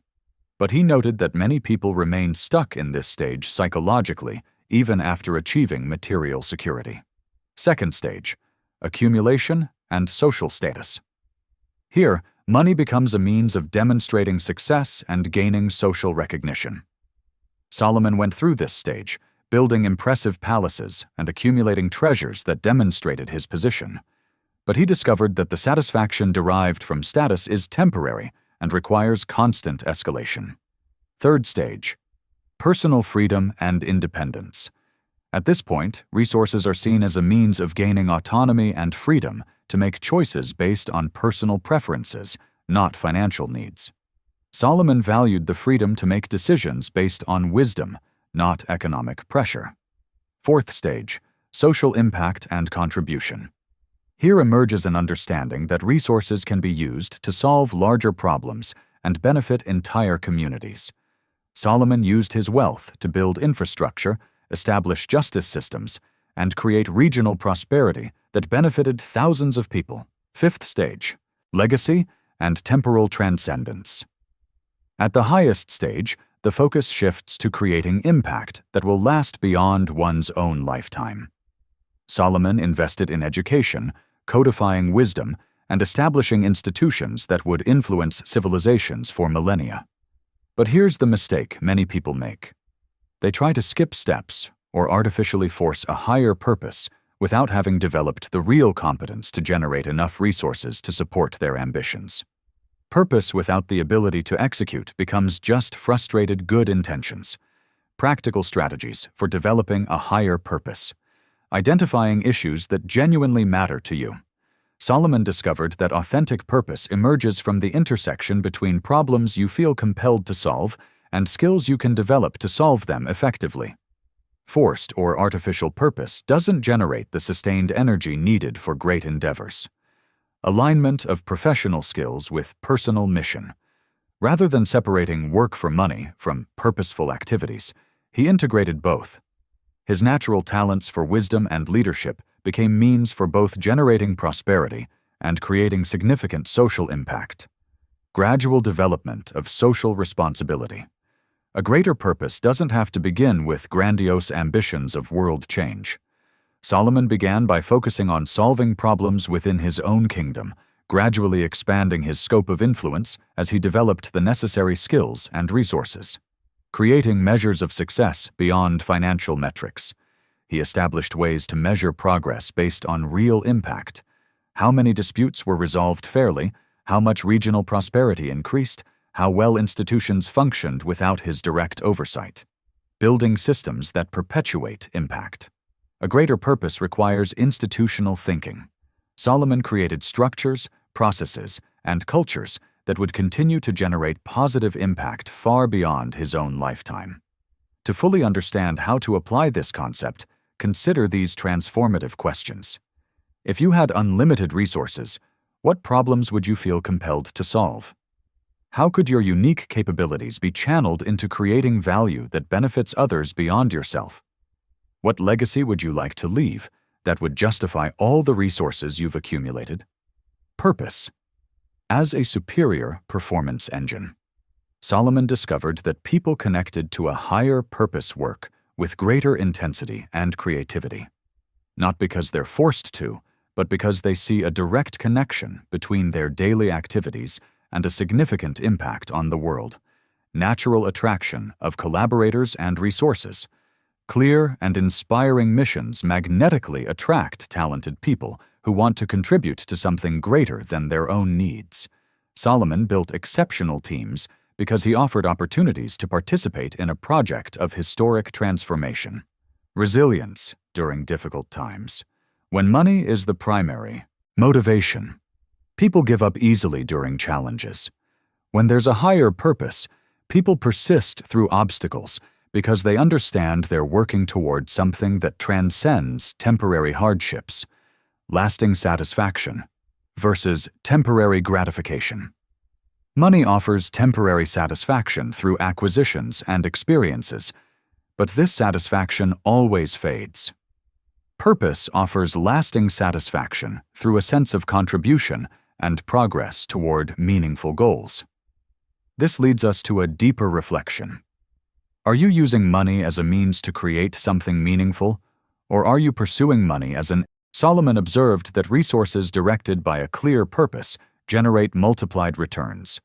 People support meaningful causes, opportunities arise naturally, and impact multiplies through networks of people inspired by the mission.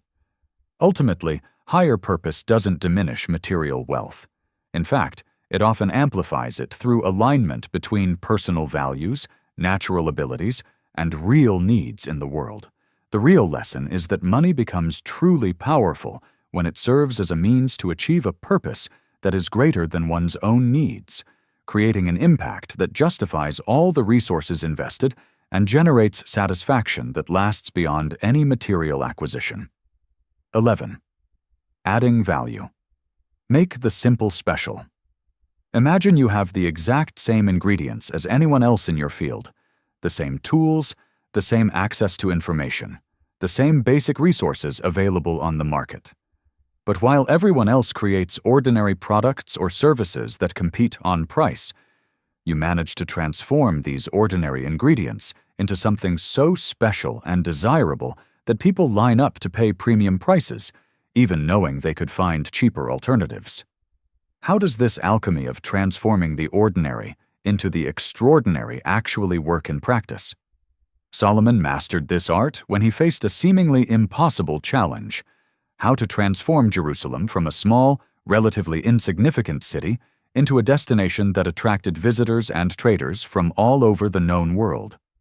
He began with the same basic resources that any other city possessed: stone, timber, labor, geographic location. But through systematic value-added engineering, he transformed these common elements into the most impressive urban complex of antiquity, creating economic value that endured for millennia. But here's where this strategy gets absolutely fascinating. Value-adding isn't about having superior features or advanced technology inaccessible to others. It's fundamentally about seeing possibilities where others see commodities, and systematically adding layers of experience, functionality, and meaning that transform something ordinary into something extraordinary. It's the crucial difference between competing on price in commoditized markets and creating entirely new categories where you set the standards for value. Think carefully about how this principle operates in the contemporary business world. Why can some people charge 1,000 rials for a 1-hour consultation, while others charge 100 rials for the same amount of time? Why do certain restaurants have long lines, while others, serving technically similar food, remain empty? Why do some brands command fanatical loyalty, while others are seen merely as interchangeable options? The answer lies in the layers of added value that have been systematically built around the core offering. At first glance, this may seem like clever marketing or sophisticated branding, but when you look deeper into examples of successful value-adding, you realize it's not about manipulating perceptions, but about truly creating experiences, outcomes, and benefits that genuinely justify premium prices. Solomon wasn't just selling stones. He was selling the experience of participating in the construction of something historically significant. Now, consider this fundamental economic reality. In mature, competitive markets, profit margins tend to naturally compress to subsistence levels. The only sustainable way to maintain healthy margins is to continually add value in ways that competitors can't easily replicate. The 6 levels of progressive value addition. First level, superior quality of execution. Solomon began by ensuring that all work done in his kingdom exceeded traditional standards. He wasn't content with good enough. He established criteria of excellence that became a hallmark of everything associated with his name. Superior quality is the foundation upon which other types of value can be built. Second level, increased convenience and accessibility. He systematically removed obstacles and frictions that hindered access to his offerings. He created more efficient trade routes, established simpler protocols for negotiations, and developed systems that made interactions more fluid and enjoyable for everyone involved. Third level, intelligent personalization and customization. Solomon recognized that different people had specific needs and tailored his solutions accordingly.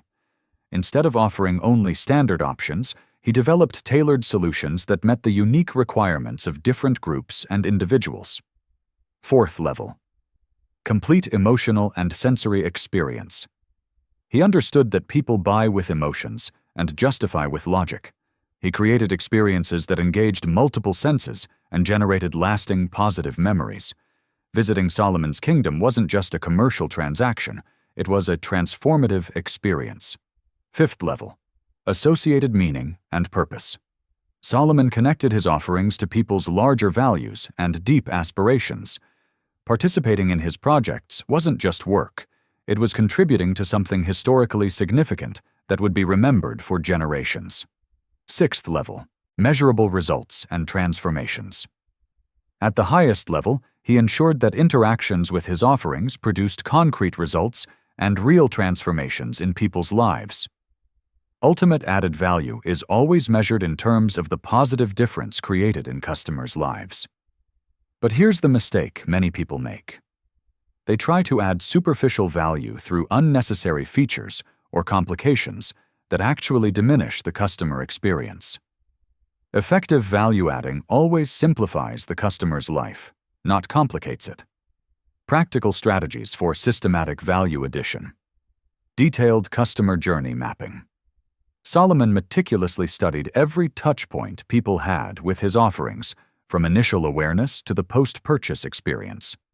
He identified specific opportunities to add value at each stage of the journey. Vertical integration of complementary services. Instead of focusing on just one part of the solution, he expanded his offering to cover related needs. If someone came in to buy construction materials, he also offered architects, skilled labor, and financing. Creation of communities and value networks. Solomon connected customers with one another, creating networks where value was generated not only through his direct offerings, but through facilitated relationships between participants in his ecosystem. Development of recognized and respected expertise. He continually developed and demonstrated superior knowledge in his field, becoming a trusted source not only for products, but also for insights, guidance, and innovative solutions to complex challenges. Implementation of exceptional guarantees and satisfaction policies. Solomon took risks that customers would normally have to bear, offering extensive guarantees and satisfaction policies that removed anxieties and hesitations about his offerings. To fully understand how to apply this concept, consider these essential questions. What additional elements could you add to your current offering that would justify higher prices? How could you transform the customer experience from transactional to transformational? What specialized knowledge do you possess that could be integrated into your offerings to create sustainable differentiation?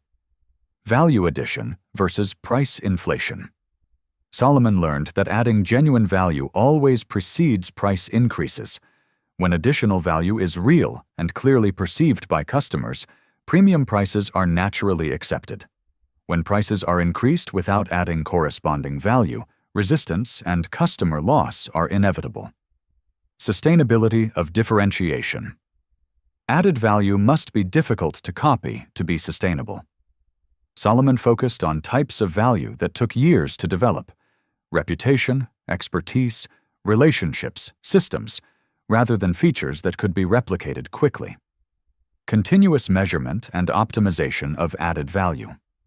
He established metrics to monitor which value-added elements had the greatest impact on customer satisfaction and loyalty, focusing investments on areas that generated the greatest returns in terms of competitive differentiation.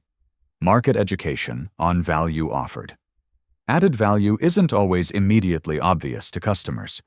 Solomon developed effective ways to communicate and demonstrate additional value, helping people understand why his offerings justified premium prices. This leads us to a deeper reflection. Are you competing on price in commoditized markets or creating unique value that justifies premium positioning? Are your current offerings adding real value or just adding unnecessary complexity? The upward spiral of value addition. Solomon discovered that adding value creates a virtuous cycle. More value attracts better customers who pay higher prices, which allows investment in more value addition, which attracts even better customers, and so on. Added value as a competitive barrier. When value adds are consistently delivered over time, they create competitive moats that are extremely difficult for competitors to cross. Replicating a single feature is simple. Replicating an entire value-add ecosystem is nearly impossible. Ultimately, adding value isn't about charging more for the same product or service. It's about systematically transforming ordinary offerings into extraordinary experiences that genuinely improve customers' lives in measurable ways.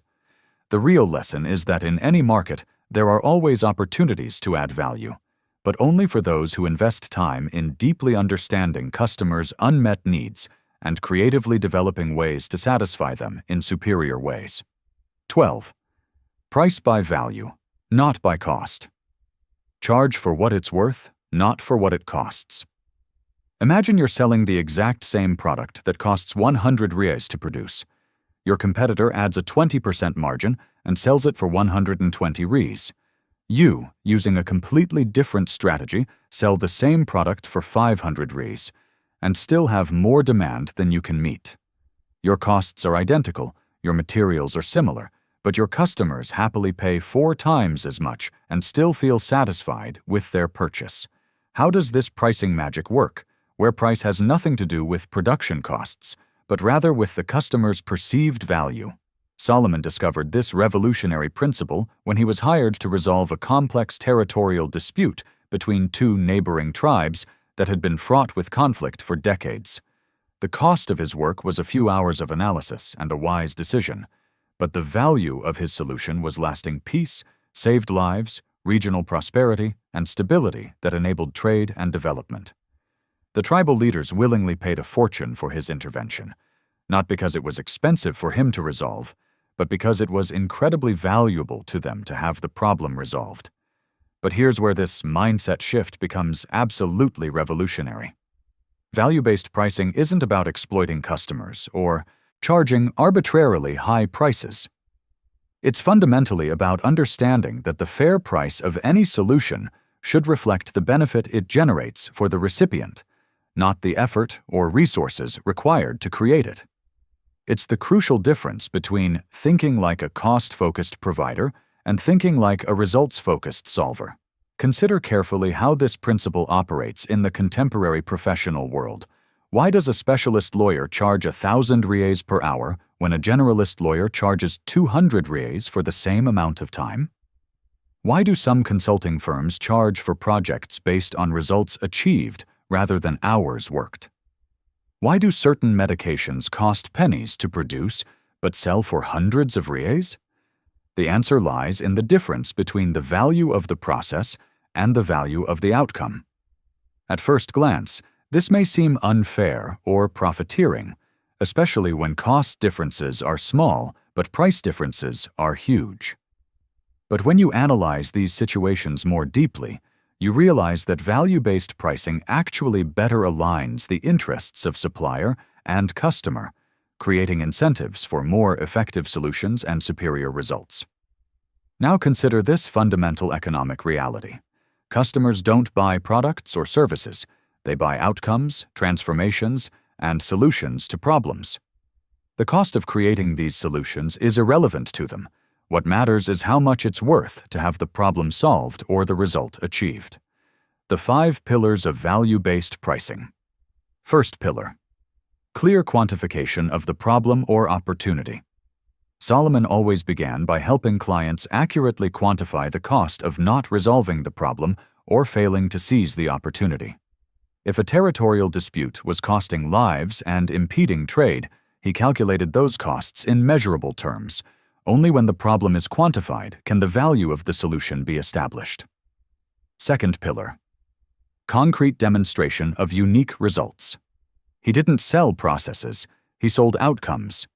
Instead of explaining how he would work or how many hours he would invest, he focused on what specific results would be achieved and why those results justified the investment. Clients pay for transformations, not activities. Third pillar: clear differentiation from the competition. Solomon established precisely why his approach would produce superior or unique results that could not be achieved through cheaper alternatives. Premium pricing requires genuine, clearly communicated differentiation. Fourth pillar: taking risks for the client. He often offered results guarantees or performance-based payment structures, assuming risks that would normally be borne by the client. When you take responsibility for results, you can justify pricing based on the value of those results. Fifth pillar: Focus on customers who value superior results. Solomon wasn't trying to convince people focused on low prices. He sought clients who prioritized quality results and were willing to pay appropriately for superior solutions. Targeting the right market is essential for value-based pricing. But here's the mistake many people make. They try to implement value-based pricing without first developing the ability to deliver superior value. High prices without corresponding results quickly lead to dissatisfaction and reputational loss. Practical strategies for implementing value pricing. In-depth research into customer needs and pain points. Solomon invested significant time understanding not only what clients said they wanted, but also the real impacts of the problems they faced. This deep understanding allowed him to accurately quantify the value of solutions. Development of case studies and social evidence. He systematically documented results achieved for previous clients, creating concrete evidence that his methods produced value, justifying premium pricing. Social proof reduces resistance to value-based pricing. Creation of proposals focused on ROI, return on investment. Instead of presenting proposals based on scope of work and costs, Solomon presented proposals focused on return on investment, clearly showing how value generated would exceed value invested. Implementation of payment structures. Aligned with results. It offered options such as payments based on milestones achieved, percentage of results generated, or bonuses based on superior performance. These structures align interests and justify premium pricing. Customer education on the costs of inaction. Solomon helped clients understand not only the benefits of his solution, but also the costs of continuing with the status quo or choosing inferior alternatives. A well-communicated opportunity cost justifies investment in superior solutions. To fully understand how to apply this concept, consider these transformative questions. What is the real value your customers receive from your solutions, regardless of what it costs you to provide them? How could you quantify and communicate this value in a way that justifies premium pricing? What guarantees or risk structures could you offer to validate your confidence in the results? Value pricing versus predatory pricing. Solomon learned that value-based pricing should always result in win-win situations where customers receive more value than they pay for. When pricing is based on exploiting needs or a lack of alternatives, relationships deteriorate quickly. Customer segmentation by value versus price sensitivity. Not all customers value superior results enough to pay a corresponding premium. Solomon identified and focused on segments that prioritized quality, results, and convenience over low prices. Effective communication of value propositions. Perceived value is as important as actual value. Solomon developed communication skills that helped clients clearly understand how his solutions would translate into concrete, measurable benefits. Continuous evolution of value offering. Value-based pricing requires continuous improvement in the quality and scope of results delivered. Solomon constantly refined his capabilities to justify premium pricing through consistent superior value. This leads us to a deeper reflection. Are you pricing based on what it costs you to provide or what it's worth to the customer? Do your sales conversations focus on process and effort or on results and transformation? The psychology of premium pricing. Solomon found that higher prices often generate a perception of higher quality and exclusivity. Customers who pay more tend to value solutions more and be more committed to successful implementation. Pricing as a market positioning tool. Prices communicate positioning. Solomon used premium pricing as a way to position himself in the high-quality solutions segment, attracting customers who prioritized results over savings. Flexibility and customization in pricing structure. Instead of fixed prices, he developed flexible structures that could be adapted to the specific needs and payment capacity of different clients, always focusing on the value delivered. Reinvestment of premium margins in superior capacity. Higher margins allowed investment in continuous development of capabilities, tools, and expertise that justified and sustained premium pricing over time. Ultimately, Value-based pricing isn't about charging the most you can, but about aligning prices with real customer benefits, creating sustainable relationships where both parties thrive. The real lesson is that when you price based on value delivered rather than costs incurred, you create incentives to develop more effective solutions, generate margins that allow for investment in excellence, and establish business relationships based on mutual results rather than purely financial transactions. 13. Diversification of income sources. Don't put all your eggs in one basket. Imagine you're at the peak of your career, earning more money than you ever dreamed of through a single main source of income, perhaps an exceptional job, a thriving business, or an investment that's making you a fortune. You feel invincible, secure, and completely in control of your financial situation. Then, on a seemingly normal Tuesday, you receive a call that changes everything. That single source of income has just evaporated completely. In a matter of hours, you've gone from financial abundance to total insecurity. How can you protect yourself against this devastating vulnerability by creating multiple income streams that operate independently of each other? Solomon faced this very reality when he realized that his kingdom was overly dependent on a single trade route to generate most of its wealth. For years, this route had been fantastically profitable, bringing gold, spices, and exotic products that sustained the entire national economy. But then regional conflicts threatened to completely shut down this vital economic artery. Instead of panicking or desperately trying to protect this single source, Solomon made a strategic decision that transformed his kingdom into an even greater economic powerhouse. He systematically developed 7 distinct sources of national income, each capable of sustaining the kingdom independently of the others. But here's where this strategy gets absolutely fascinating. Diversifying income streams isn't just about hedging against risk. It's fundamentally about creating multiple opportunities for exponential growth. It's the crucial difference between having a single big bet where you can win big or lose everything, and having a portfolio of strategic bets where each individual success multiplies your total potential. It's about transforming vulnerability into anti-fragility. Consider carefully how this principle manifests itself in the lives of the most financially successful and resilient individuals you know. Why do they rarely rely on just one salary, one business, or one type of investment? Why do they diversify not just among different stocks, but across entire asset classes?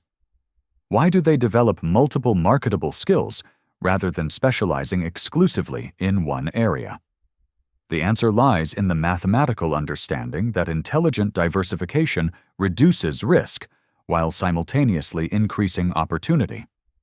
At first glance, this may seem to contradict the principles of focus and specialization that are often recommended for professional success. But when you look more deeply into wealth-building strategies, you realize that diversification and specialization are not mutually exclusive. In fact, deep specialization in one area often creates opportunities for diversification into related fields. Now consider this fundamental economic reality. Markets, industries, and opportunities go through natural cycles of growth and decline. What's hot today may be hot tomorrow. Multiple income streams allow you to benefit from different cycles without being devastated by any single downturn. The 7 fundamental types of diversified income streams. First type: primary active income, job or main business. Solomon maintained his primary role as king and leader, generating income through tribute and territorial administration. This was his primary source of income, where he invested most of his time and energy developing maximum expertise to maximize returns. Second type: secondary active income, complementary skills. He monetized related skills through consulting, dispute mediation, and strategic advice to other leaders. These activities utilized skills similar to his primary role, but generated additional independent income. Third type: passive income from properties, real estate, and physical assets. Solomon invested in properties, farmland, and infrastructure that generated continuous income through rentals, production, and appreciation over time, without requiring constant daily attention. Fourth type. Capital income, investments, and equity. He acquired stakes in thriving businesses, financed other people's ventures, and invested in commodities and precious metals that appreciated and generated compound returns. Fifth type. Rental of intellectual property, licensing, and royalties. Solomon codified his knowledge into systems, processes, and methodologies that could be licensed or replicated, generating ongoing royalties based on his accumulated expertise. Sixth type. Network income, partnerships, and affiliations. He structured strategic partnerships and affiliate agreements where he received a percentage of business generated through his network, reputation, and established relationships. Seventh type. Rent from scale, scalable products and services. Solomon created offerings that could be sold to many people simultaneously without proportionally increasing costs, allowing for exponential revenue growth. But here's the mistake many people make. They try to diversify prematurely before solidly establishing a primary source of income. Effective diversification requires first mastering one area and using the resulting resources to finance expansion into other areas. Practical strategies for systematic development of multiple sources of income. Mapping of transferable skills. Solomon systematically identified which skills developed in his primary field could be applied in different contexts to generate additional income. Leadership, negotiation, and strategic analysis were transferable to multiple opportunities. Systematic percentage reinvestment. It established fixed percentages of primary income that would be automatically reinvested in the development of new sources.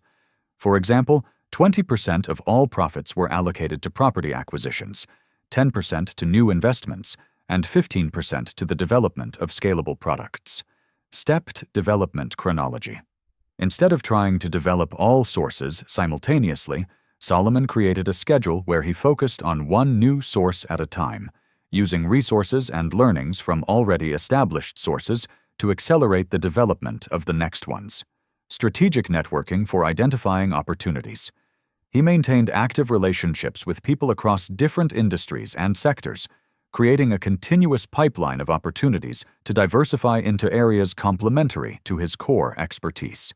Continuing education and development of new skills. Solomon consistently invested in learning new skills that could open doors to additional sources of income, always maintaining connection with his core area of expertise. To fully understand how to apply this concept, consider these strategic questions. What skills do you already possess that could be monetized in different ways? What percentage of your current income could you systematically reinvest in developing new sources? How could you use your current expertise as a foundation for opportunities in related fields? Smart diversification versus focus dilution. Solomon learned to distinguish between diversification that amplified his core expertise and diversification that simply dispersed energy without creating synergies. Better diversification strategies would leverage existing competencies rather than requiring completely new development from scratch. Timing and sequencing of diversification. He developed a sensitivity to the correct timing of each new source. Some opportunities required development over specific periods, others could be initiated at any time, and some required that previous sources were already established. Income source portfolio management. Like any investment portfolio, income streams need to be monitored, rebalanced, and optimized periodically. Solomon established regular reviews to evaluate the performance of each source and make decisions about where to increase or decrease investments. Risk, protection, and isolation. He structured his various sources so that problems in one area did not contaminate other areas. This included legal, geographic, and operational separation whenever possible. This leads us to a deeper reflection. Are you building financial resilience through smart diversification or putting all your economic eggs in one basket, no matter how prosperous it may seem at the moment? The mathematics of financial anti-fragility. Solomon discovered that well-structured multiple income streams not only protect against downside, but actually benefit from volatility and changes in the environment, because there is always some source that is thriving while others may be facing challenges. Synergy between diversified sources. Well-chosen sources reinforce each other. A reputation built in one area facilitates the development of other areas. Resources generated in one source finance the growth of others.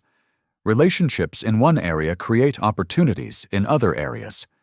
Progressive scalability. As each source establishes and matures, it requires less daily attention and generates more resources that can be directed towards developing additional sources, creating a virtuous cycle of diversified growth. Ultimately, income diversification isn't about a lack of focus or a dispersed energy. It's about intelligently building multiple value streams that reinforce each other and create stability through variety.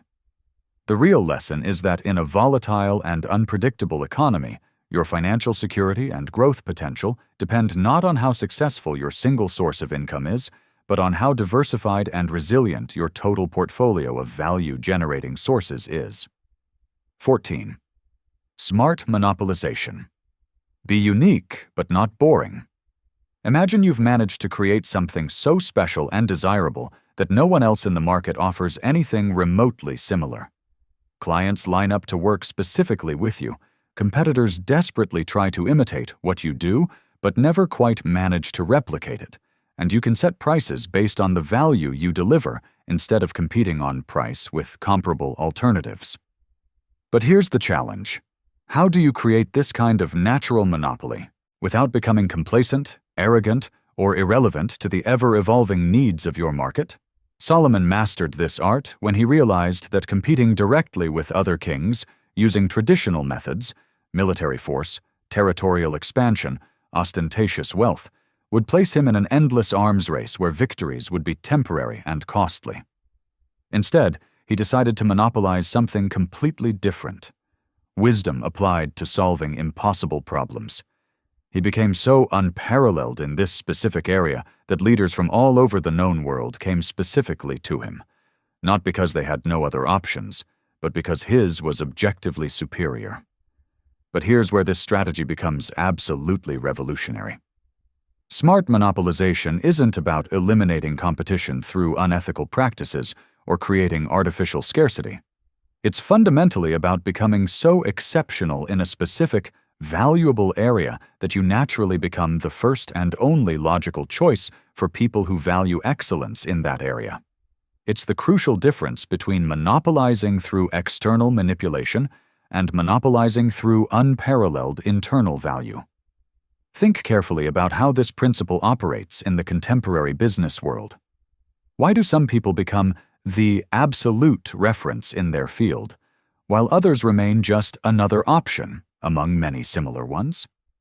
Why are certain companies able to define entire product categories where they are practically the only viable choice? Why are some professionals able to charge seemingly impossible amounts, but which customers pay without hesitation? The answer lies in the creation of monopolies based on unique expertise and irreplaceable value. At first glance, this may seem impossible in saturated markets where everything has already been invented, and differentiation seems increasingly difficult. But when you analyze cases of successful monopolization more deeply, you realize that there are always unexplored niches, unmet needs, and innovative ways of delivering value that no one has yet thought of combining. Now consider this fundamental economic reality. Perfect competition eventually destroys profit margins and reduces all players to subsistence levels. The only sustainable way to thrive in the long run is to create some form of differentiation that is difficult or impossible to replicate. The 5 pillars of smart monopolization. First pillar: extreme specialization in intersecting skills. Solomon didn't try to be better than everyone else at everything.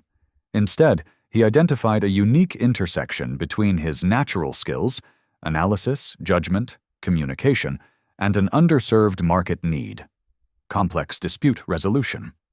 This specific combination created a niche where he was naturally superior. Second pillar: development of proprietary and non-replicable methodology. He systematized his approach into unique processes that combined elements others couldn't easily replicate: personal experience, a network of relationships, an established reputation, and insights accumulated over decades. Proprietary methodology creates natural barriers to entry. Third pillar: building natural barriers based on time and experience. Solomon created advantages that could only be developed through years of investment: a reputation built through consistent success, relationships developed through decades of positive interactions, and expertise refined through thousands of successfully resolved cases. Fourth pillar: network effects and self-reinforcing ecosystems. Each satisfied customer brought referrals that attracted even better clients, creating a virtuous cycle where their monopoly automatically strengthened. The more people used their services, the more valuable their services became to new users. Fifth pillar: continuous innovation to maintain leadership. He was never content with the status quo, continually refining his approach, developing new capabilities, and anticipating future customer needs. Sustainable monopoly requires constant evolution to stay ahead of the competition. But here's the mistake many people make. They try to monopolize areas where there are already well-established players, rather than creating new categories where they can be naturally dominant from the start. Practical strategies for creating value-based monopolies. Identification of unexplored intersections. Solomon systematically mapped intersections between different competencies, markets, and needs, seeking combinations that no one had yet adequately explored. The best opportunities for monopolization often exist at intersections, not in obvious areas. Creating custom category definitions. Instead of competing in existing categories, he created new ones where he was automatically the leader. Philosopher King. Expert in impossible decisions. Mediator of complex conflicts. Categories he defined and dominated. Massive investment in distinctive competence. He directed disproportionate resources toward developing specific capabilities that would be more difficult for competitors to replicate. Focused investment in core differentiation is more effective than premature diversification. Documentation and protection of intellectual property. Solomon systematized knowledge, processes, and methodologies so that they could be protected and licensed, creating intangible assets that generated income even when he was not personally involved. Establishment of exclusive strategic partnerships. He built exclusive relationships with key suppliers, important distributors, and strategic partners that hindered the entry of competitors and strengthened his monopolistic position. To fully understand how to apply this concept, consider these strategic questions.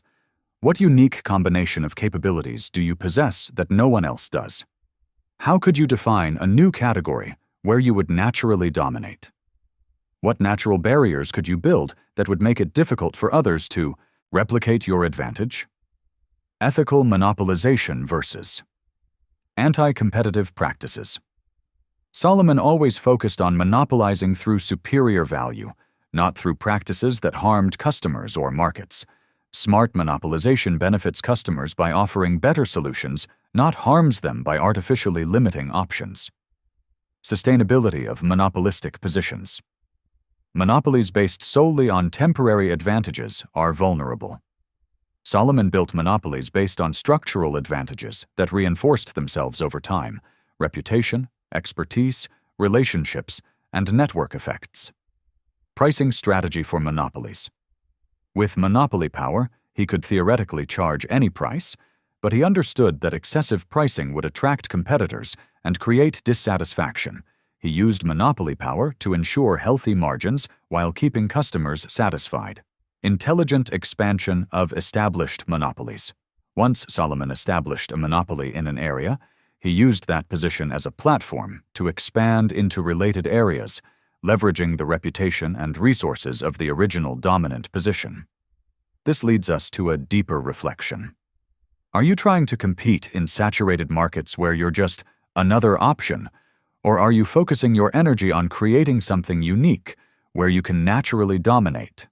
The psychology of monopoly customers. Solomon found that customers of well-established monopolies often prefer to pay a premium for the recognized option, rather than save money by trying unproven alternatives. A monopolistic position reduces customer decision anxiety. Innovation as monopolistic defense.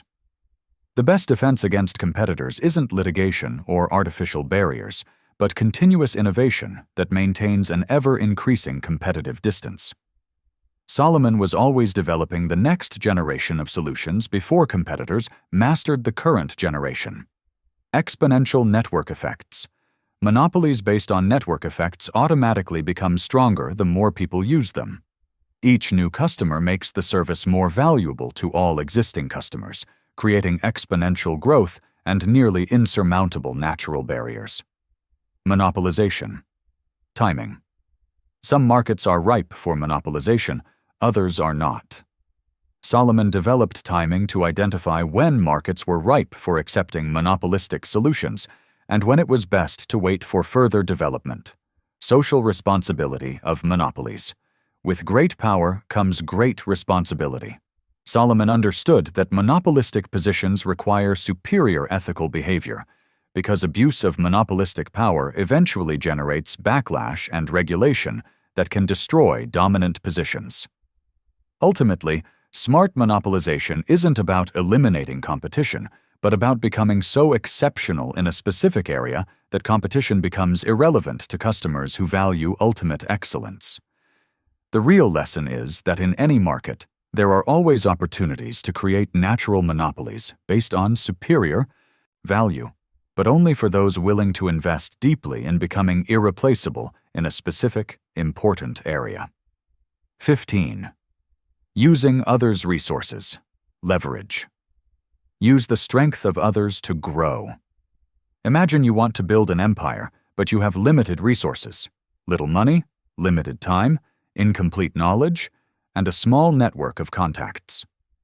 The traditional approach would be to work for years, saving money, developing all the necessary skills, and slowly building relationships until you have everything you need. But then you learn a completely different strategy. Instead of accumulating your own resources, you learn to access and utilize other people's resources in a way that benefits everyone involved. The result? You build in months what would have taken decades alone. How does this magic of leverage actually work in practice? Solomon discovered this principle when he faced the challenge of building the most magnificent temple in history without personally possessing all the necessary resources. He needed special woods found only in Lebanon, skilled craftsmen living in other nations, gold and precious metals from distant regions, and architectural knowledge that no single person could fully master.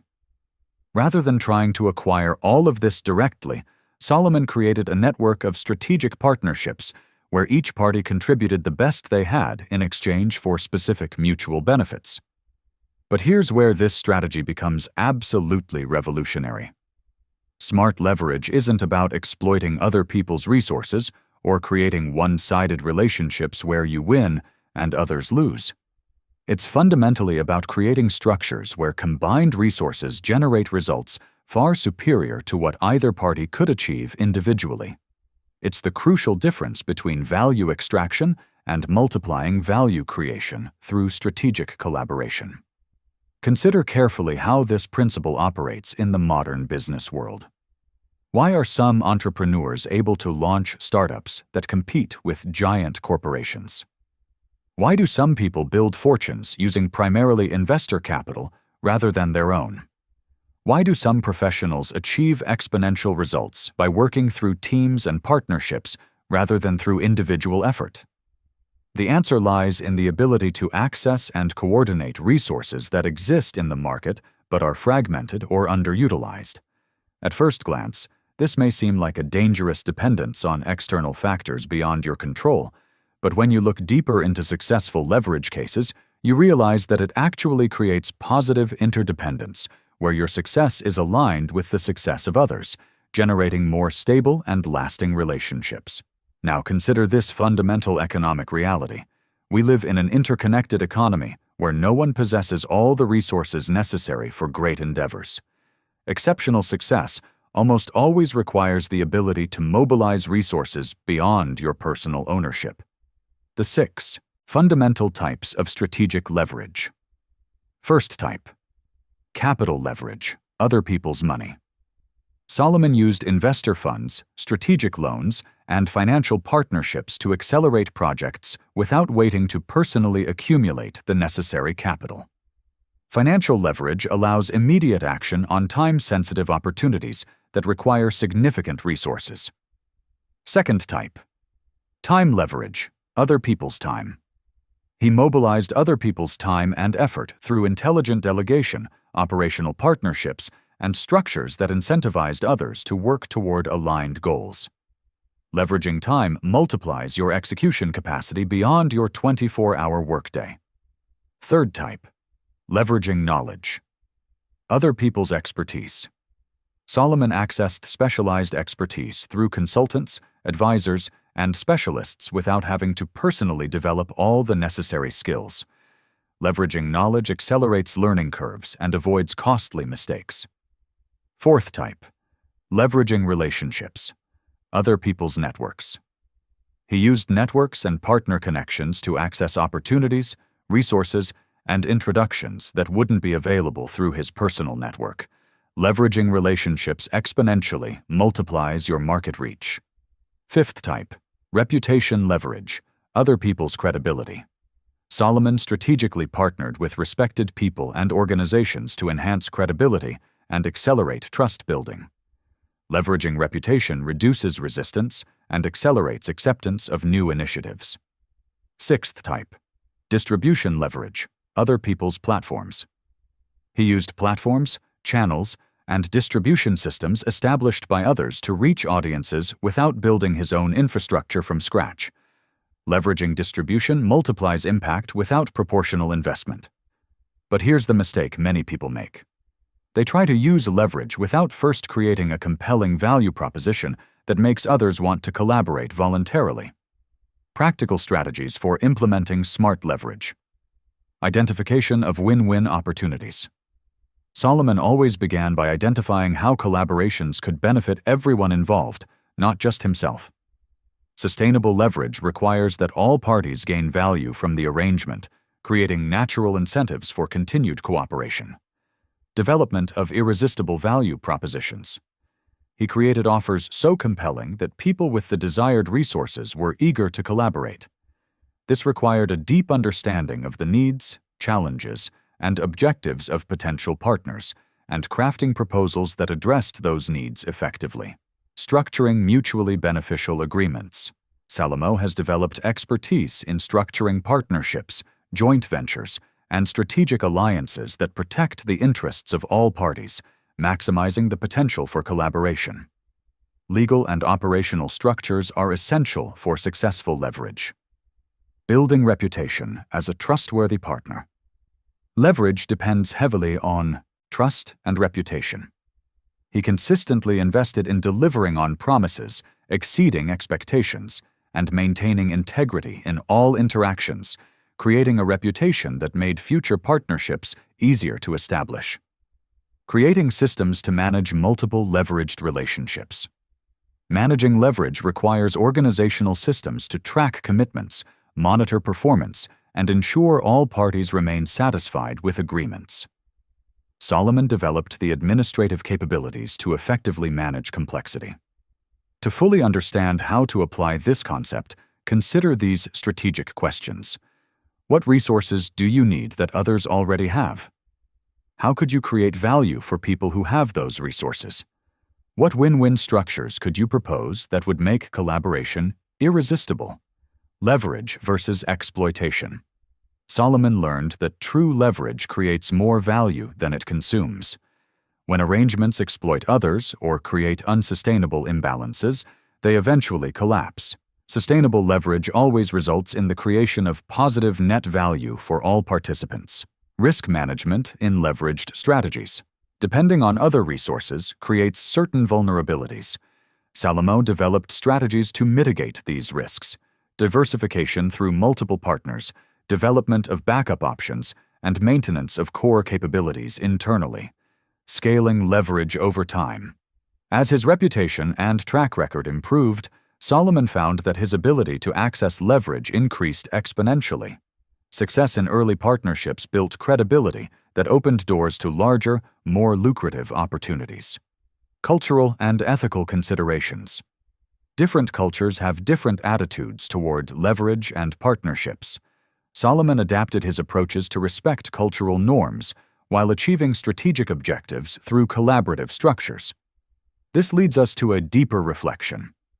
Are you limited by the resources you personally own? Or are you developing the capability to access and coordinate resources that exist in the broader market?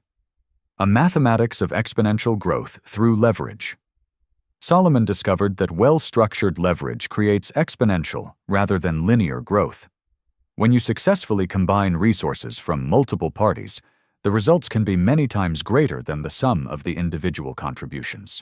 Network effects in leveraged growth. As you successfully demonstrate your ability to create win-win outcomes through leverage, your reputation attracts increasingly powerful and well-connected partners, creating virtuous cycles that expand your access to resources over time. Timing and market conditions for leverage. Some market conditions are more favorable for leverage than others. Solomon developed a sensitivity to identify when resources were underutilized in the market and when owners of those resources would be most receptive to collaborative arrangements. Evolution from user to leverage provider. As Solomon's wealth and capabilities increased, he gradually shifted from primarily using others' resources to also providing resources for others to leverage.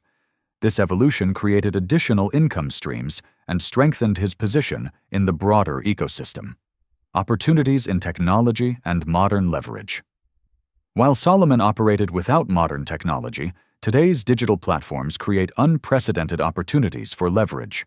Crowdfunding for capital, freelance platforms for time, online education for knowledge, social media for distribution, and digital tools for coordination.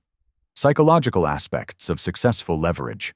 Effective leverage requires certain mindset shifts, comfort with interdependence, the ability to think in terms of mutual benefit, the ability to build trust quickly, and the ability to manage the complexity of multiple relationships simultaneously.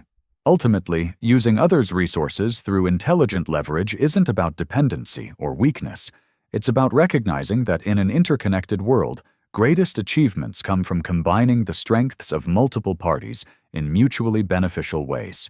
The real lesson is that limitations imposed by your personal resources are largely artificial. When you develop skill in creating and managing win-win partnerships, your effective resources expand dramatically, allowing you to pursue opportunities that would be impossible through individual effort alone. 16. Reinvestment of profits. Plant today to harvest tomorrow. Imagine you've just had the best financial month of your life. Profits are in, bills are paid, and you have a substantial amount left in your account. Your first reaction is natural. It's finally time to reward yourself for all your hard work, buy that bigger house, take that dream trip, or acquire the luxuries you've been putting off. But then you make a decision everyone around you considers crazy. Instead of spending those profits on lifestyle upgrades, you reinvest them back into the business to multiply your future earning capacity. 5 years later, you're generating in 1 month what you previously earned in an entire year. How can this counterintuitive choice to delay gratification turn temporary gains into permanent wealth? Solomon faced precisely this temptation when his first great commercial successes brought riches that exceeded his basic needs dozens of times over. Advisors suggested building even more luxurious palaces, expanding his personal fleet, and increasing spending on royal entertainment. But Solomon made a decision that would define the fate of his kingdom for generations. He systematically reinvested 70% of all profits back into infrastructure, education, technology, and expanding commercial capabilities. The result was exponential growth that transformed a prosperous kingdom into a global economic powerhouse. But here's where this strategy becomes absolutely transformative. Intelligent profit reinvestment isn't about masochistic deprivation or obsessive greed. It's fundamentally about understanding the difference between consumption, that generates temporary satisfaction, and investment that generates permanent capacity for multiplied future satisfaction. It's the crucial choice between spending money to have better things today and investing money to have the capacity to buy anything tomorrow. Consider carefully how this principle manifests itself in the trajectories of the most financially successful individuals. Why do they often maintain relatively modest lifestyles even after achieving substantial wealth? Why do they consistently reinvest large percentages of their earnings rather than increasing spending proportionally to income? Why do they seem more interested in building income-generating capabilities than in acquiring status symbols? The answer lies in the mathematical understanding that systematic reinvestment creates exponential growth that eventually outpaces any possible lifestyle. At first glance, this may seem like a way to deny yourself life's pleasures or to always live in the future instead of enjoying the present. But when you look deeper into the lives of successful reinvestors, you realize that they actually live with much more freedom and less financial stress because they have created genuine abundance through strategic patience. Now consider this fundamental mathematical reality. Money reinvested wisely multiplies exponentially over time, while money spent on consumption disappears immediately. The difference between these two profit destinations is the difference between temporary wealth and permanent wealth. The 5 levels of strategic earnings reinvestment. First level. Reinvestment in personal capabilities. Human capital. Solomon consistently reinvested in his own education, skill development, physical and mental health, and experiences that expanded his perspective. Investment in oneself generates returns that no one can confiscate, and that benefit all other activities. Second level. Reinvestment in tools and technology. Capital equipment. He constantly upgraded tools, systems, and technologies to increase the efficiency and quality of his work. Investing in better tools multiplies output without proportionally increasing input time and energy. Third level. Reinvestment in team and relationships, social capital. Salomo invested in training key personnel, attracting top talent, and developing relationships that created future opportunities.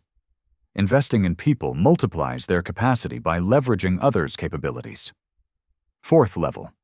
Reinvestment in infrastructure and systems, operational capital. He built systems, processes, and infrastructure that increased the capacity and reliability of his operation. Investment in infrastructure creates the foundation for exponential growth. Fifth level. Reinvestment in new opportunities and markets. Growth capital. Solomon used profits to fund expansion into new markets, develop new products, and pursue opportunities that diversified and multiplied income sources. But here's the mistake many people make. They reinvest randomly without a clear strategy or understanding of what types of investments generate the highest returns in their specific situations. Practical strategies for systematic and intelligent reinvestment. Establishment of automatic reinvestment percentages. Solomon established fixed percentages of all profits that would be automatically reinvested, removing emotional decision-making from each distribution of earnings. Automation ensures consistency, even when emotions suggest spending instead of investing. ROI, return on investment, analysis for different options. He systematically evaluated different reinvestment opportunities based on expected returns, risk levels, and strategic alignment with long-term objectives. Data-driven decision-making optimizes reinvestment efficiency. Diversification of reinvestments. Across multiple areas, Solomon distributed reinvestments across different types of capital: personal, technological, social, operational, and growth, to maximize overall returns and minimize the risks of excessive concentration. Strategic timing of major reinvestments.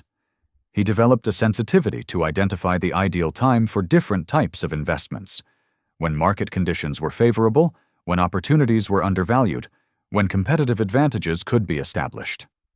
Measuring and monitoring reinvestment performance. Solomon established systems to monitor returns generated by different reinvestments, allowing him to optimize future decisions based on the historical performance of various investment categories. To fully understand how to apply this concept, consider these transformative questions. What percentage of your current profits are you reinvesting versus consuming?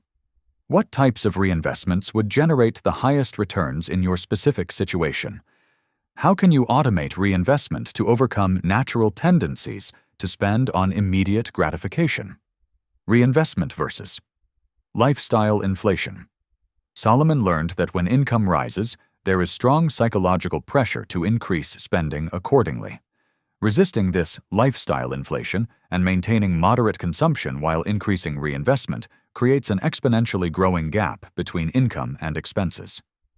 The compound effect of consistent reinvestment.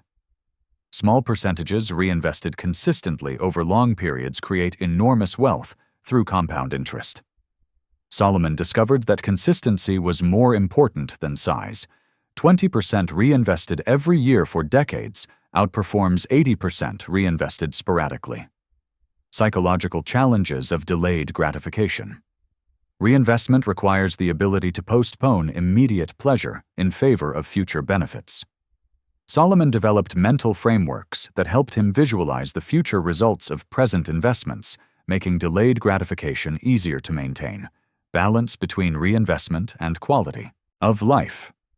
Completely denying present pleasure can lead to burnout and unhappiness. Solomon found the ideal balance where most profits were reinvested, but sufficient amounts were allocated to maintain a good quality of life and motivation. This leads us to a deeper reflection. Are you using profits to upgrade your lifestyle or to upgrade your capacity to generate future profits? Are your spending decisions creating temporary pleasure or permanent capability? The accelerated returns of strategic reinvestment. Solomon observed that reinvestment creates virtuous cycles. Better tools generate higher profits, which allows investment in even better tools, which generate even higher profits, creating exponential growth rather than linear progression. Tax advantages and legal structures for reinvestment. Many jurisdictions offer tax incentives for corporate reinvestment rather than personal consumption. Solomon structured his finances to maximize these advantages while maintaining legal compliance and ethical standards. Risk management in reinvestment strategies. Not all reinvestments are successful. Solomon developed approaches to managing risk, diversifying across investment types, gradually scaling successful investments, and maintaining reserves to deal with failures without disrupting the overall strategy. Evolution of reinvestment focus over time. As wealth and capabilities increased, optimized reinvestment strategies evolved. The initial focus was on building core capabilities. Later, the focus shifted to expansion, diversification, and eventually legacy building and impact maximization. Creating systems that facilitate continuous reinvestment. Solomon established business structures, accounting systems, and decision-making processes that made reinvestment easier and more systematic than consumption, creating default behaviors that supported long-term wealth building. Ultimately, systematic reinvestment of profits isn't about depriving yourself of some uncertain future benefit today. It's about creating patterns of exponential growth that eventually provide infinitely more freedom and capability than any immediate purchase could offer. The real lesson is that the choice between spending profits today and reinvesting them tomorrow is really the choice between staying at your current level of ability forever and continually expanding your ability to achieve what you want in less and less time and with less and less effort. 17. Mutually beneficial partnerships. Do business where everyone wins. Imagine you're negotiating the most important deal of your career. On the other side of the table is someone who could be your biggest competitor or your greatest ally, depending on how you frame the conversation.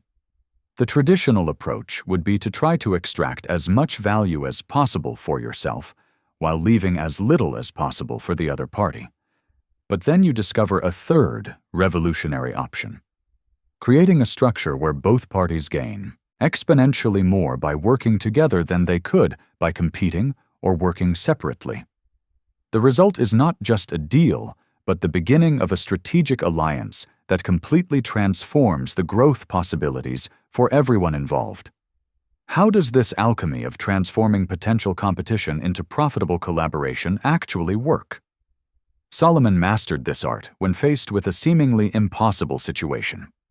The neighboring kingdom controlled the best sea trade routes, while his kingdom controlled the main land routes. Conventional logic suggested inevitable conflict, as each kingdom sought to dominate all regional trade. But Solomon proposed something entirely different, a partnership in which both kingdoms combined their unique advantages to create an integrated trade network that generated more wealth for both than either could generate alone. The result was unprecedented prosperity for the entire region. But here's where this strategy gets absolutely fascinating. Mutually beneficial partnerships aren't about dividing an existing pie more fairly. They're fundamentally about creating much larger pies through the intelligent combination of complementary resources, capabilities, and opportunities. It's the crucial difference between thinking in zero-sum terms, where your gain is my loss, and thinking in positive-sum terms, where strategic collaboration creates value that wouldn't exist without the partnership. Consider carefully how this principle operates in the contemporary business world. Why are some of the world's most successful companies actually ecosystems of strategic partnerships rather than fully integrated operations? Why do certain professionals achieve extraordinary results through collaborative networks rather than individual competition? Why do joint ventures and strategic alliances often outperform both independent startups and isolated corporate expansions? The answer lies in the powerful mathematics of true synergy. At first glance, this may seem like naivete about the competitive nature of business or an unnecessary romanticization of business relationships. But when you analyze the most successful cases of wealth creation in modern history, you realize that almost all of them involved strategic partnerships where multiple parties prospered simultaneously. Now consider this fundamental economic reality. In increasingly complex and specialized markets, no single entity possesses all the resources, skills, and relationships necessary to maximize available opportunities. Collaboration becomes not just advantageous, but essential for sustainable competitive advantage. The 7 essential elements of lasting win-win partnerships. First element, strategic complementarity of forces. Solomon always looked for partners whose strengths complemented his own capabilities, rather than duplicating them. Perfect partnerships combine different core competencies to create offerings that no partner could produce independently with the same efficiency or quality. Second element, alignment of incentives and long-term objectives. He structured agreements where each partner's individual success was directly linked to the partnership's overall success. When everyone has skin in the game and a share in the results, natural cooperation emerges instead of destructive internal competition. Third element, total transparency in communication and decision-making. Solomon established protocols for open communication, information sharing, and collaborative decision-making, which avoided misunderstandings and built trust over time. Hidden agendas and information asymmetries quickly destroy partnerships. Fourth element, equitable but not necessarily equal distribution of benefits. Fair doesn't always mean equal. He developed formulas to distribute rewards based on contributions, risks taken, resources invested, and value added by each partner, ensuring that everyone felt adequately rewarded for their participation. Fifth element, mechanisms for conflict resolution and problem solving. Partnerships inevitably face challenges and disagreements. Solomon created structured processes to address conflicts constructively, resolve disputes fairly, and learn from problems to strengthen future collaboration. Sixth element, flexibility to adapt as circumstances change.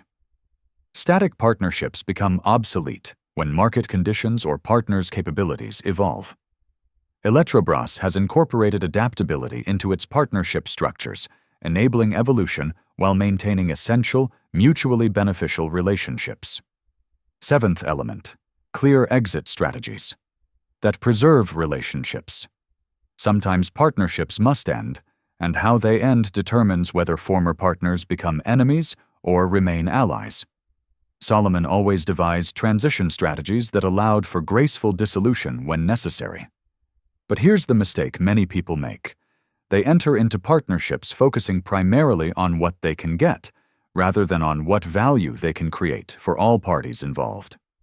Practical strategies for developing win-win partnerships. Mapping of value creation opportunities. Solomon systematically identified where the combination of partners' resources could generate value that exceeded the sum of individual contributions.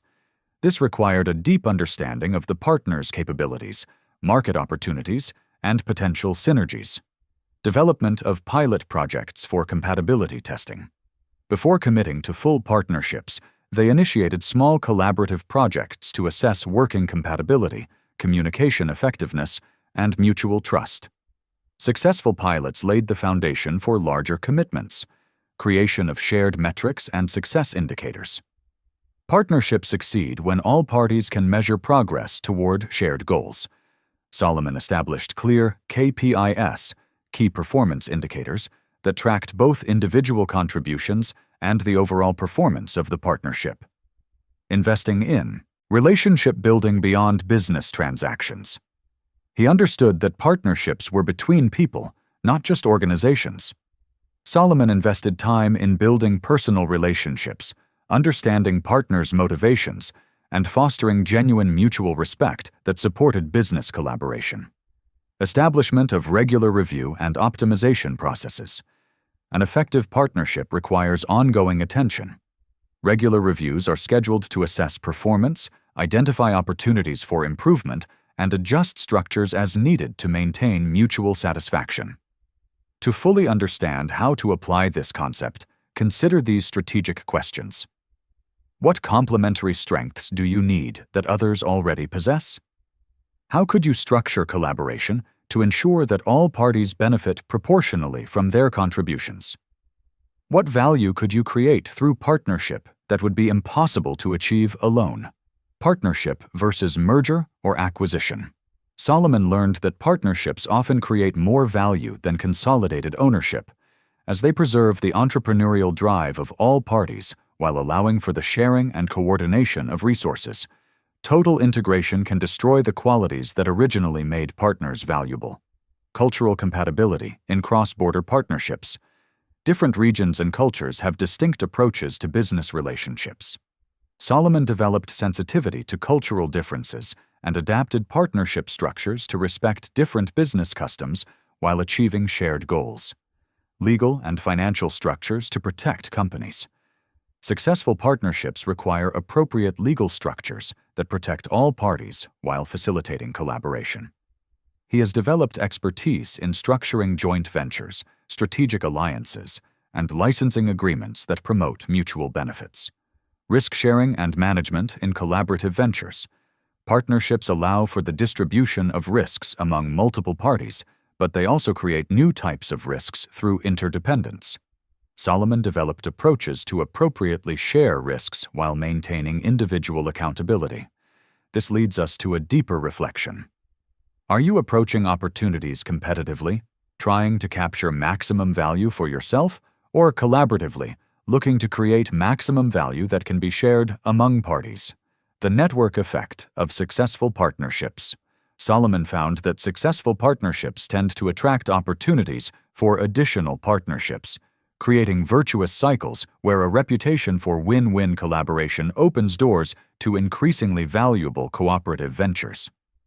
Evolution of partnerships for ecosystems. Over time, successful partnerships can evolve into broader ecosystems where multiple parties collaborate in various configurations, creating even more value through network effects and reduced transaction costs between trusted partners. Innovation through cross-pollination of ideas. Partnerships expose each party to different perspectives, approaches, and innovations that can be adapted to improve their individual operations. Learning transfer is often one of the most valuable benefits of strategic collaboration. Sustainability through mutual success. Partnerships based on mutual benefit tend to be more stable and long-lasting than relationships based on power imbalances or short-term value extraction. Sustainability comes from ensuring that all parties remain better off through continued collaboration. Strategic partnership as a competitive advantage. In markets where individual companies compete, strategic partnerships can create competitive advantages that are difficult to replicate because they depend on relationships and trust that take time to develop. Ultimately, mutually beneficial partnerships are not about being altruistic or naive about business realities. They are about recognizing that sustainable competitive advantage increasingly comes from the ability to create value through collaboration rather than just individual excellence. The real lesson is that in a world where complexity and specialization continue to increase, your ability to form and maintain win-win partnerships may be more valuable for long-term success than any individual skill or resource you personally possess. 18. Long-term thinking. Plant trees, not just flowers. Imagine you're faced with two investment options. The first offers immediate and substantial returns. You can triple your money in 6 months, pay off all your outstanding debt, and finally buy everything you've been wanting for years. The second option seems almost insignificant in comparison. Slow, modest growth that could take a decade to show truly impressive results. 90% of people would choose the first option without hesitation. But you discover something fascinating. Those who consistently chose the second option throughout their lives are today among the wealthiest and most accomplished individuals in the world. How can this counterintuitive preference for long-term results completely transform your financial and personal trajectory? Solomon faced this very choice when he had the opportunity to rapidly expand his kingdom through military conquests that would bring immediate riches, or to invest decades building infrastructure, education, and trade systems that would generate lasting prosperity. His generals pushed for rapid expansion. His subjects wanted the immediate benefits of conquest, and short-term logic clearly favored the military option. But Solomon chose the long road, building foundations that would sustain prosperity for centuries. The result was a legacy that influenced civilizations for millennia. But here's where this strategy becomes absolutely revolutionary. Long-term thinking isn't about sacrificing the present for an uncertain future. It's fundamentally about understanding that seemingly small decisions made consistently over long periods yield exponentially greater results than any dramatic short-term action. It's the crucial difference between optimizing for individual quarters and optimizing for entire decades. Consider carefully how this principle manifests itself in the trajectories of the most successful people you know. Why do they often seem to make decisions that make little sense in the short term, but prove brilliant years later? Why do they invest in relationships that may not yield immediate benefits? Why do they develop skills that are not yet in demand in the current market? The answer lies in the ability to visualize and work toward outcomes that only materialize through time and consistency. At first glance, this may seem like a way of always living in the future, denying present pleasures and opportunities. But when you analyze the lives of successful long-term thinkers, you realize that they actually live much more peacefully and freely because they have built systems and resources that make the present naturally abundant. Now consider this powerful mathematical reality. Compound effects work for both positive and negative decisions, and small choices compounded over time create enormous differences in final outcomes. The difference between wealth and poverty, between fulfillment and frustration, often boils down to the difference between short-term and long-term thinking. The 6 time horizons of long-term strategic planning. First horizon, 1 to 2 year planning. Tactical planning. Solomon used this horizon to implement specific projects and achieve concrete milestones that contributed to larger objectives. Short-term planning provides immediate direction while serving larger strategic purposes. Second horizon, 3 to 5 year planning, strategic planning. He focused on this horizon for developing competitive advantages, building core capabilities, and establishing market positions that would sustain future growth. Medium-term planning bridges immediate actions with long-term visions. Third horizon, 5 to 10-year planning. Architectural planning. Solomon used this perspective to design systems, institutions, and structures that would operate effectively through multiple economic cycles and political changes. Architectural thinking creates foundations for sustainable success. Fourth horizon, 10 to 20-year planning. Generational planning. He considered impacts and opportunities that would emerge over the course of a generation, planning for changes in demographics, technology, and social structures that would affect future generations. Fifth horizon, 20 to 50-year planning, legacy planning. Solomon thought about contributions that would persist beyond his own lifetime, creating institutions, knowledge, and cultural changes that would benefit future civilizations across multiple generations. Sixth horizon, 50-plus-year planning, civilization planning. Over the longer horizon, he considered fundamental shifts in human knowledge, capabilities, and social organization, positioning his contributions to remain relevant through major civilizational transitions. But here's the mistake many people make. They confuse long-term thinking with procrastination, or abandoning short-term opportunities. Effective long-term thinking actually makes short-term decisions more effective, not less. Practical strategies for developing a long-term perspective. Visualization exercises for future scenarios. Solomon regularly engaged in exercises in which he visualized various future scenarios and worked backward to identify decisions and actions that would be robust across different possible outcomes. Scenario planning reduces uncertainty about long-term investments. Development of principled decision-making. Rather than making each decision independently, he developed fundamental principles that guided his choices consistently over time. Principle-based thinking ensures consistency in long-term strategy, despite changing circumstances. Creation of systems for delayed gratification. Long-term thinking requires the ability to resist immediate pleasures in favor of greater future rewards. Solomon developed personal systems that facilitated delayed gratification through environmental design and incentive structures. Investments in relationships that grow in value over time. He prioritized building relationships with people whose capabilities, character, and potential indicated they would become increasingly valuable over the decades. Investments in relationships typically yield the highest returns over longer time horizons. Continuous learning and skills development.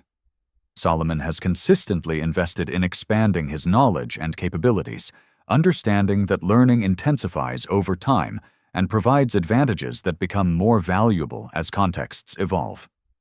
To fully understand how to apply this concept, consider these transformative questions. How will your current decisions appear when viewed from the perspective of 10 years from now? What capabilities should you develop today that will be increasingly valuable over the next decade? What relationships should you cultivate that could provide compound benefits through decades? Balancing short-term needs with long-term optimization. Solomon learned that effective long-term planning must address short-term needs while progressively building the foundation for future opportunities. Ignoring short-term realities can impede the achievement of long-term goals. Risk management in different time horizons. Different time horizons involve different types of risks and require different mitigation strategies. L has developed approaches to manage immediate operational risks while preparing for long-term systemic changes. Measuring and tracking long-term progress. Progress toward long-term goals can be difficult to measure and maintain motivation. Solomon established intermediate milestones and leading indicators that provided feedback on direction and progress toward distant goals. Long-term vision. Communication to stakeholders. Others often find it difficult to understand or support long-term strategies that don't deliver immediate benefits. They've developed skills in communicating the long-term vision and maintaining support over long periods of execution. This leads us to a deeper reflection. Are you optimizing for the next quarter or the next decade? Are your current decisions building the foundation for sustainable long-term success, or just addressing immediate pressures? The compounding effect of long-term consistency. Solomon observed that small, consistent actions maintained over long periods create results that appear miraculous to outside observers, but are actually predictable results of sustained effort applied intelligently over time. Network effects in long-term reputation building. Reputation built over decades through consistent behavior becomes increasingly valuable as it spreads across networks and persists under changing circumstances. Long-term reputation provides access to opportunities unavailable to short-term players. Innovation through long-term research and development. Breakthrough innovations often require sustained investment in research and experimentation with no immediate return. Long-term thinking allows us to pursue innovations that transform markets rather than simply compete in existing markets. Creation and transfer of intergenerational wealth. True wealth building extends beyond a single lifetime, creating prosperity that benefits multiple generations. Solomon planned for the transfer of wealth, the education of successors, and the preservation of values throughout generational transitions. Adaptation and evolution in long-term structures. Long-term planning doesn't mean rigid adherence to original plans. Solomon developed frameworks that allowed adaptation to changing circumstances while maintaining consistency in long-term principles and guidelines. Ultimately, long-term thinking isn't about living in the future instead of the present. It's about making present decisions that create increasingly better presents over time, rather than choices that provide immediate gratification but long-term problems. The real lesson is that compound interest works in all areas of life, not just financial investments. People who consistently make small, positive choices while thinking decades ahead ultimately live lives that seem impossible to those who plan only months ahead. 19. Economy of scale. Buy wholesale, sell retail. Imagine you've discovered an opportunity where you can buy something for 10 rays and sell it for 15 rays, generating a net profit of 5 rays per unit. Most people would be satisfied doing this transaction a few times a week, earning perhaps an additional 100 rays per month. But then you realize something revolutionary. If you can find the capital and logistics to do this same transaction 1,000 times a month, you'll earn 5,000 rays. If you can scale to 10,000 transactions, you'll earn 50,000 rays. By the time you reach 100,000 monthly transactions, you're earning 500,000 rays, and your unit costs have dropped to 8 rays, increasing your margin to 7 rays per unit. How does this magical mathematics of scale transform small businesses into financial empires? Solomon discovered this principle when he realized he was paying exorbitant prices for construction materials because he was purchasing small quantities as needed. He decided on a bold experiment. Instead of purchasing stone and timber for one project at a time, he calculated all construction needs for the next 5 years and negotiated massive contracts directly with quarries and forestry companies. The result was dramatically transformative. His unit costs dropped by 60%, he achieved superior quality through customized specifications, and suppliers began competing for exclusive rights to his contract, offering even better terms. But here's where this strategy gets absolutely fascinating. Economies of scale aren't just about buying in larger quantities to get discounts. They're fundamentally about understanding how volume transforms the economics of any activity, creating structural competitive advantages that become nearly impossible for smaller competitors to replicate. It's the crucial difference between thinking about individual transactions and thinking about entire economic systems. Consider carefully how this principle operates in the modern business world. Why can giants like Amazon offer unbeatable prices?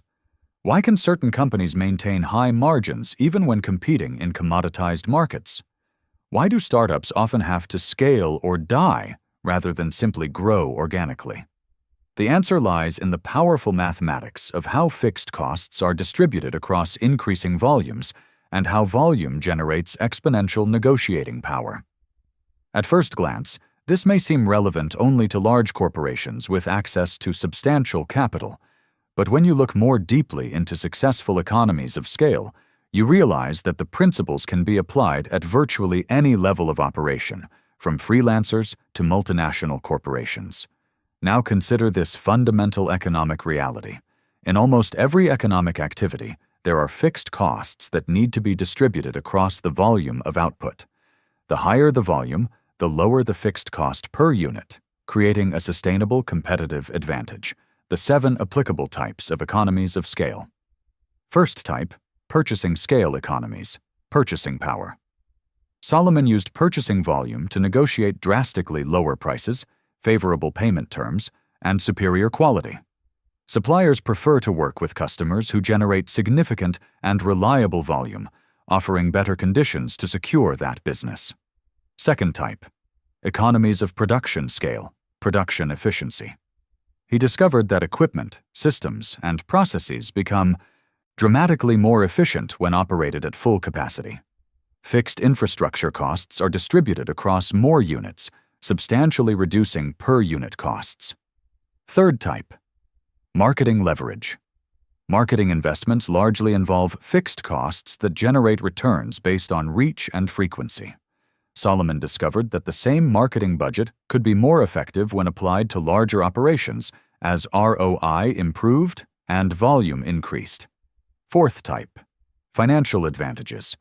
Larger operations have access to better financing conditions, lower interest rates, and more flexible capital structures. Financial institutions prefer lending to entities with a track record and scale, which reduces the risk of default. Fifth type, management specialization. In larger operations, management roles can be more specialized, allowing specialists to focus on specific areas rather than requiring generalists to juggle multiple functions less effectively. Sixth type, technical economy of scale, technical efficiency. Technology investments often have high fixed costs but low marginal costs. Solomon found that technological advantages become more pronounced when distributed among larger operations. Seventh type, network economies of scale, network effects. Some businesses become more valuable as they grow because increased ownership benefits all participants. Network effects create self-reinforcing economies of scale that are difficult for competitors to overcome. But here's the mistake many people make. They try to achieve scale in all areas simultaneously instead of focusing on areas where scale provides the greatest competitive advantage in their specific situation. Practical strategies for developing economies of scale. Identification of fixed cost components. Solomon systematically analyzed all cost structures to identify which costs were fixed and which were variable, focusing sizing efforts on areas where fixed costs represented larger percentages of total costs. Strategic planning for volume growth. Rather than wait for organic growth, he developed specific strategies to achieve volume targets that would unleash economic advantages of scale: bulk contracts, capacity investments, and market expansion plans. Partnership and cooperation to achieve scale.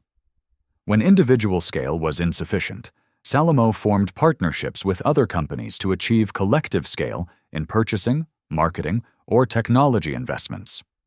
Cooperative scale can offer advantages even when individual scale is limited. Investment in infrastructure that supports scale. He recognized that achieving scale requires infrastructure investments before volume justifies them. Scalable infrastructure should be built in anticipation of growth, not in reaction to it. Negotiation of volume-based agreements. Solomon structured contracts and agreements automatically provide better terms as volume increases, creating incentives for both parties to support volume growth over time. To fully understand how to apply this concept, consider these strategic questions. Where in your current operation do fixed costs represent the highest percentage of total costs? How could you restructure operations to achieve higher volumes in those areas? What partnerships or cooperatives could you form to achieve collective scale? Economies of scale versus dice economies of scale. Solomon learned that scale offers advantages only up to a point. Beyond the ideal scale, organizations can become less efficient due to bureaucracy, communication issues, or loss of flexibility. Identifying the ideal scale requires careful analysis. Investments in scale timing. Scale requires upfront investments that may not provide returns until volume reaches certain thresholds. He developed approaches for timing these investments optimally, early enough to capture opportunities, but not so early that resources are wasted. Risk management in scale-dependent strategies. Large-scale operations typically have higher fixed costs and less flexibility, creating vulnerability during crises. Solomon developed risk management approaches to protect large-scale operations during volatility. Technology enablers for modern scale. Today's technology enables scale in ways that were not possible in Solomon's time. Digital platforms, automation, data analytics, and global communication systems dramatically expand the possibilities for achieving economies of scale. This leads us to a deeper reflection. Are you operating at a sufficient scale to achieve competitive advantages available through economies of scale, or are you stuck in subscale operations that prevent you from competing effectively? Scaling up the network effect. Solomon noted that in some businesses, scale creates network effects, where each additional participant increases value for all existing participants, creating virtuous cycles that accelerate growth and competitive advantage. Global scale versus local scale. The modern economy allows for global scale in many areas that previously required a local presence. Understanding when to pursue global versus local scale is crucial to developing an optimal strategy. Platform strategies for achieving scale. Rather than scaling through ownership of all components, Solomon developed platform approaches where others contributed capacity while he maintained coordination and control, achieving scale without commensurate capital investment. Scale as a competitive barrier. Once achieved, economies of scale create barriers that protect market position against new entrants who cannot immediately achieve similar scale. Scale becomes a gap that preserves competitive advantages over time. Evolution of scale advantages over time. As markets evolve, sources of scale change. Solomon has remained attentive to how technological, regulatory, and market changes have affected optimal scaling strategies, adapting his approaches accordingly. Ultimately, economies of scale aren't just about being bigger. They're about understanding how volume changes the fundamental economics of operations, creating sustainable competitive advantages that compound over time. The real lesson is that in competitive markets, businesses that achieve optimal scale first often develop advantages that are difficult for later entrants to overcome, making scale achievement one of the most important strategic priorities for sustainable success. 20. Strategic flexibility. Know when to change strategy. Imagine you've invested years of your life building a perfect strategy, refining every detail, optimizing every process, and finally achieving consistent and predictable results. You've become an expert in your approach, your clients trust your method, and you finally feel like you've completely dominated your market. Then, on a seemingly normal Tuesday, something fundamentally changes. New technology, government regulation, cultural shift, or innovative competitor completely transforms the rules of the game. Your perfect strategy becomes obsolete overnight. You have two options: desperately defend your previous approach even when it stops working, or have the humility and courage to completely reinvent your strategy. Which choice determines whether you survive and thrive through disruptive change? Solomon faced precisely this situation when he realized that his original strategy of prosperity through taxes and levies was becoming unsustainable due to regional economic shifts. For years, this approach had been extremely successful, generating consistent wealth and political stability. But changes in trade routes, the development of alternate trade paths, and the evolution of neighboring kingdoms were gradually undermining the effectiveness of his traditional strategy. The temptation was to fortify the existing approach through stricter enforcement and increased taxation. Instead, Solomon made a radical decision. He completely abandoned the tributary model and pivoted to an economy based on innovation, manufacturing, and value-added services. But here's where this ability becomes absolutely crucial. Strategic flexibility isn't about lack of commitment or constantly changing directions without reason. It's fundamentally about maintaining the meta skill of adapting strategies while preserving core principles and long-term objectives. There's a crucial difference between tactical flexibility within strategic consistency and strategic pivoting when underlying conditions change fundamentally. Consider carefully how this principle manifests itself in the success stories of businesses and individuals who have thrived over multiple decades. Why have companies like Amazon, Apple, and Microsoft remained relevant through multiple technological transitions? Why do certain professionals maintain career success through industry transformations that destroy the careers of their peers? Why do some strategies persist through economic cycles, while others become obsolete quickly? The answer lies in building strategic flexibility into the core operating philosophy. At first glance, this may seem contradictory to advice about consistency, specialization, and long-term commitment.